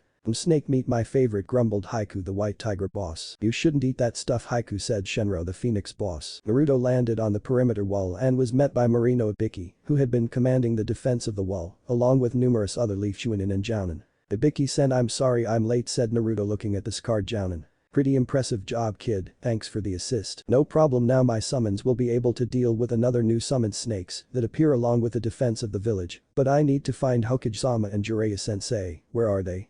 Asked the blonde. Ibiki directed Naruto's attention to the large violet-colored object that stood above the arena roof. Both Hokage-sama and Jiraiya-sama were last seen engaging at the stadium. You want to help, kid, you best get over there, said Ibiki. Ryuka Dono, can you give me a lift, asked Naruto to the Dragon King. Sure, Naruto-kun, hop on. Sheno Dono, Haiku Dono. Please assist with the defense of the village and destroy any new snakes that appear, Naruto shouted to his other summons. We've got this covered, Naruto-kun, don't you worry, replied Shenro. Nom. No problem, Naruto-kun, replied Haiku. Naruto smiled as Ryuka moved swiftly towards the violet-colored structure. Naruto's blue eyes observed the chakra constructed covered almost the entire roof. With no clear way and Naruto had to think of another plan, the blonde could barely make out the shadows inside the construct. Looks like there is no way inside, Naruto-kun, said Ryuka. Looks like, but I'm starting to get used to doing the impossible. Naruto stood up, his white coat moving in the wind as dragons circled the arena. Naruto jumped towards the barrier and reared back his fist as chakra gathered around the closed appendage before he called out. Bisoku. Kaioken Shindu no Jutsu, high gear, giant impact. Naruto threw his fist forward as a long beam of energy exploded from the blonde's fist and struck the barrier, shaking its very foundation from the force. Moments before Naruto's attack inside the barrier, Orochimaru smirked as he approached the fallen forms of Jiraiya and Sarutobi. Jiraiya grit his teeth as he raised his head and glared at his former teammate. You will not win, Orochimaru, even if you kill us, said the Gama-sanin. Orochimaru laughed as he was joined by the ghostly figures of 2 others through the use of an S-rank kinjutsu known as Ito Tensei. He had revived the Shadame and Nidame Hokages at their original power and their personality suppressed by paper tags implanted in their heads. Bukikuku Jiraiya, so misguided the leaf will burn once I've dealt with you and Sarutobi, said the snake-sanin, sneering at Jiraiya. Suddenly the entire roof shook with tremendous force as the violet barrier shattered into a million pieces. Orochimaru's guards, who were stationed at each corner of the barrier, were sent flying off in different directions. What the, shouted Orochimaru seeing his barrier shattered. Naruto, having successfully broken the barrier, narrowed his at the snake-sanin. The blonde placed his hands in a seal. Before clawing his fingers, a ball of yellow energy gathered between them. He called out. Ranton, Tadahauken no Jutsu, storm style, heavy gunfire. Multiple beams of yellow energy exploded out of the energy ball and converged on Orochimaru, and the revived the Hokages, who jumped back to avoid the attack. Naruto landed in front of Jiraiya, and Sarutobi, his cold blue eyes, glared at his new opponent. That's enough, Orochimaru, your invasion has failed and you will die before the sun sets, so why don't you make this easy on yourself and surrender, said Naruto. Kukikuku Naruto-kun, don't make me laugh, chuckled the snake-sanin. I'll make you swallow that laugh into my new team, snarled the blonde. I don't think you know exactly what you stepped into, Naruto-kun, said Orochimaru, directing the blonde's attention to the revived Hokages. Naruto's eyes widened as his blue eyes caught sight of the Shadame and Nidame. You monster, how could you do this? Snarled Naruto. Kukikuku, now it's time for you to die, Naruto-kun. The emotionless shells of the former Hokages then rushed towards the blonde, who took a stance. He was prepared for what happened next. Jiraiya, seeing his student and what was about to happen, shouted Naruto. He screamed. Naruto stood ready, his eyes narrowed, his lips drawn in a thin line. He was about to have the fight of his life, and it would take everything he had to come out on top. What if Naruto has the Phoenix summoning contract Chunin exam? Thanks for watching my video till the end. If you enjoy this content, then do consider subscribing to my channel and leave a like if you guys need the next part, comment down, and thanks for watching the video and see you guys in the next video.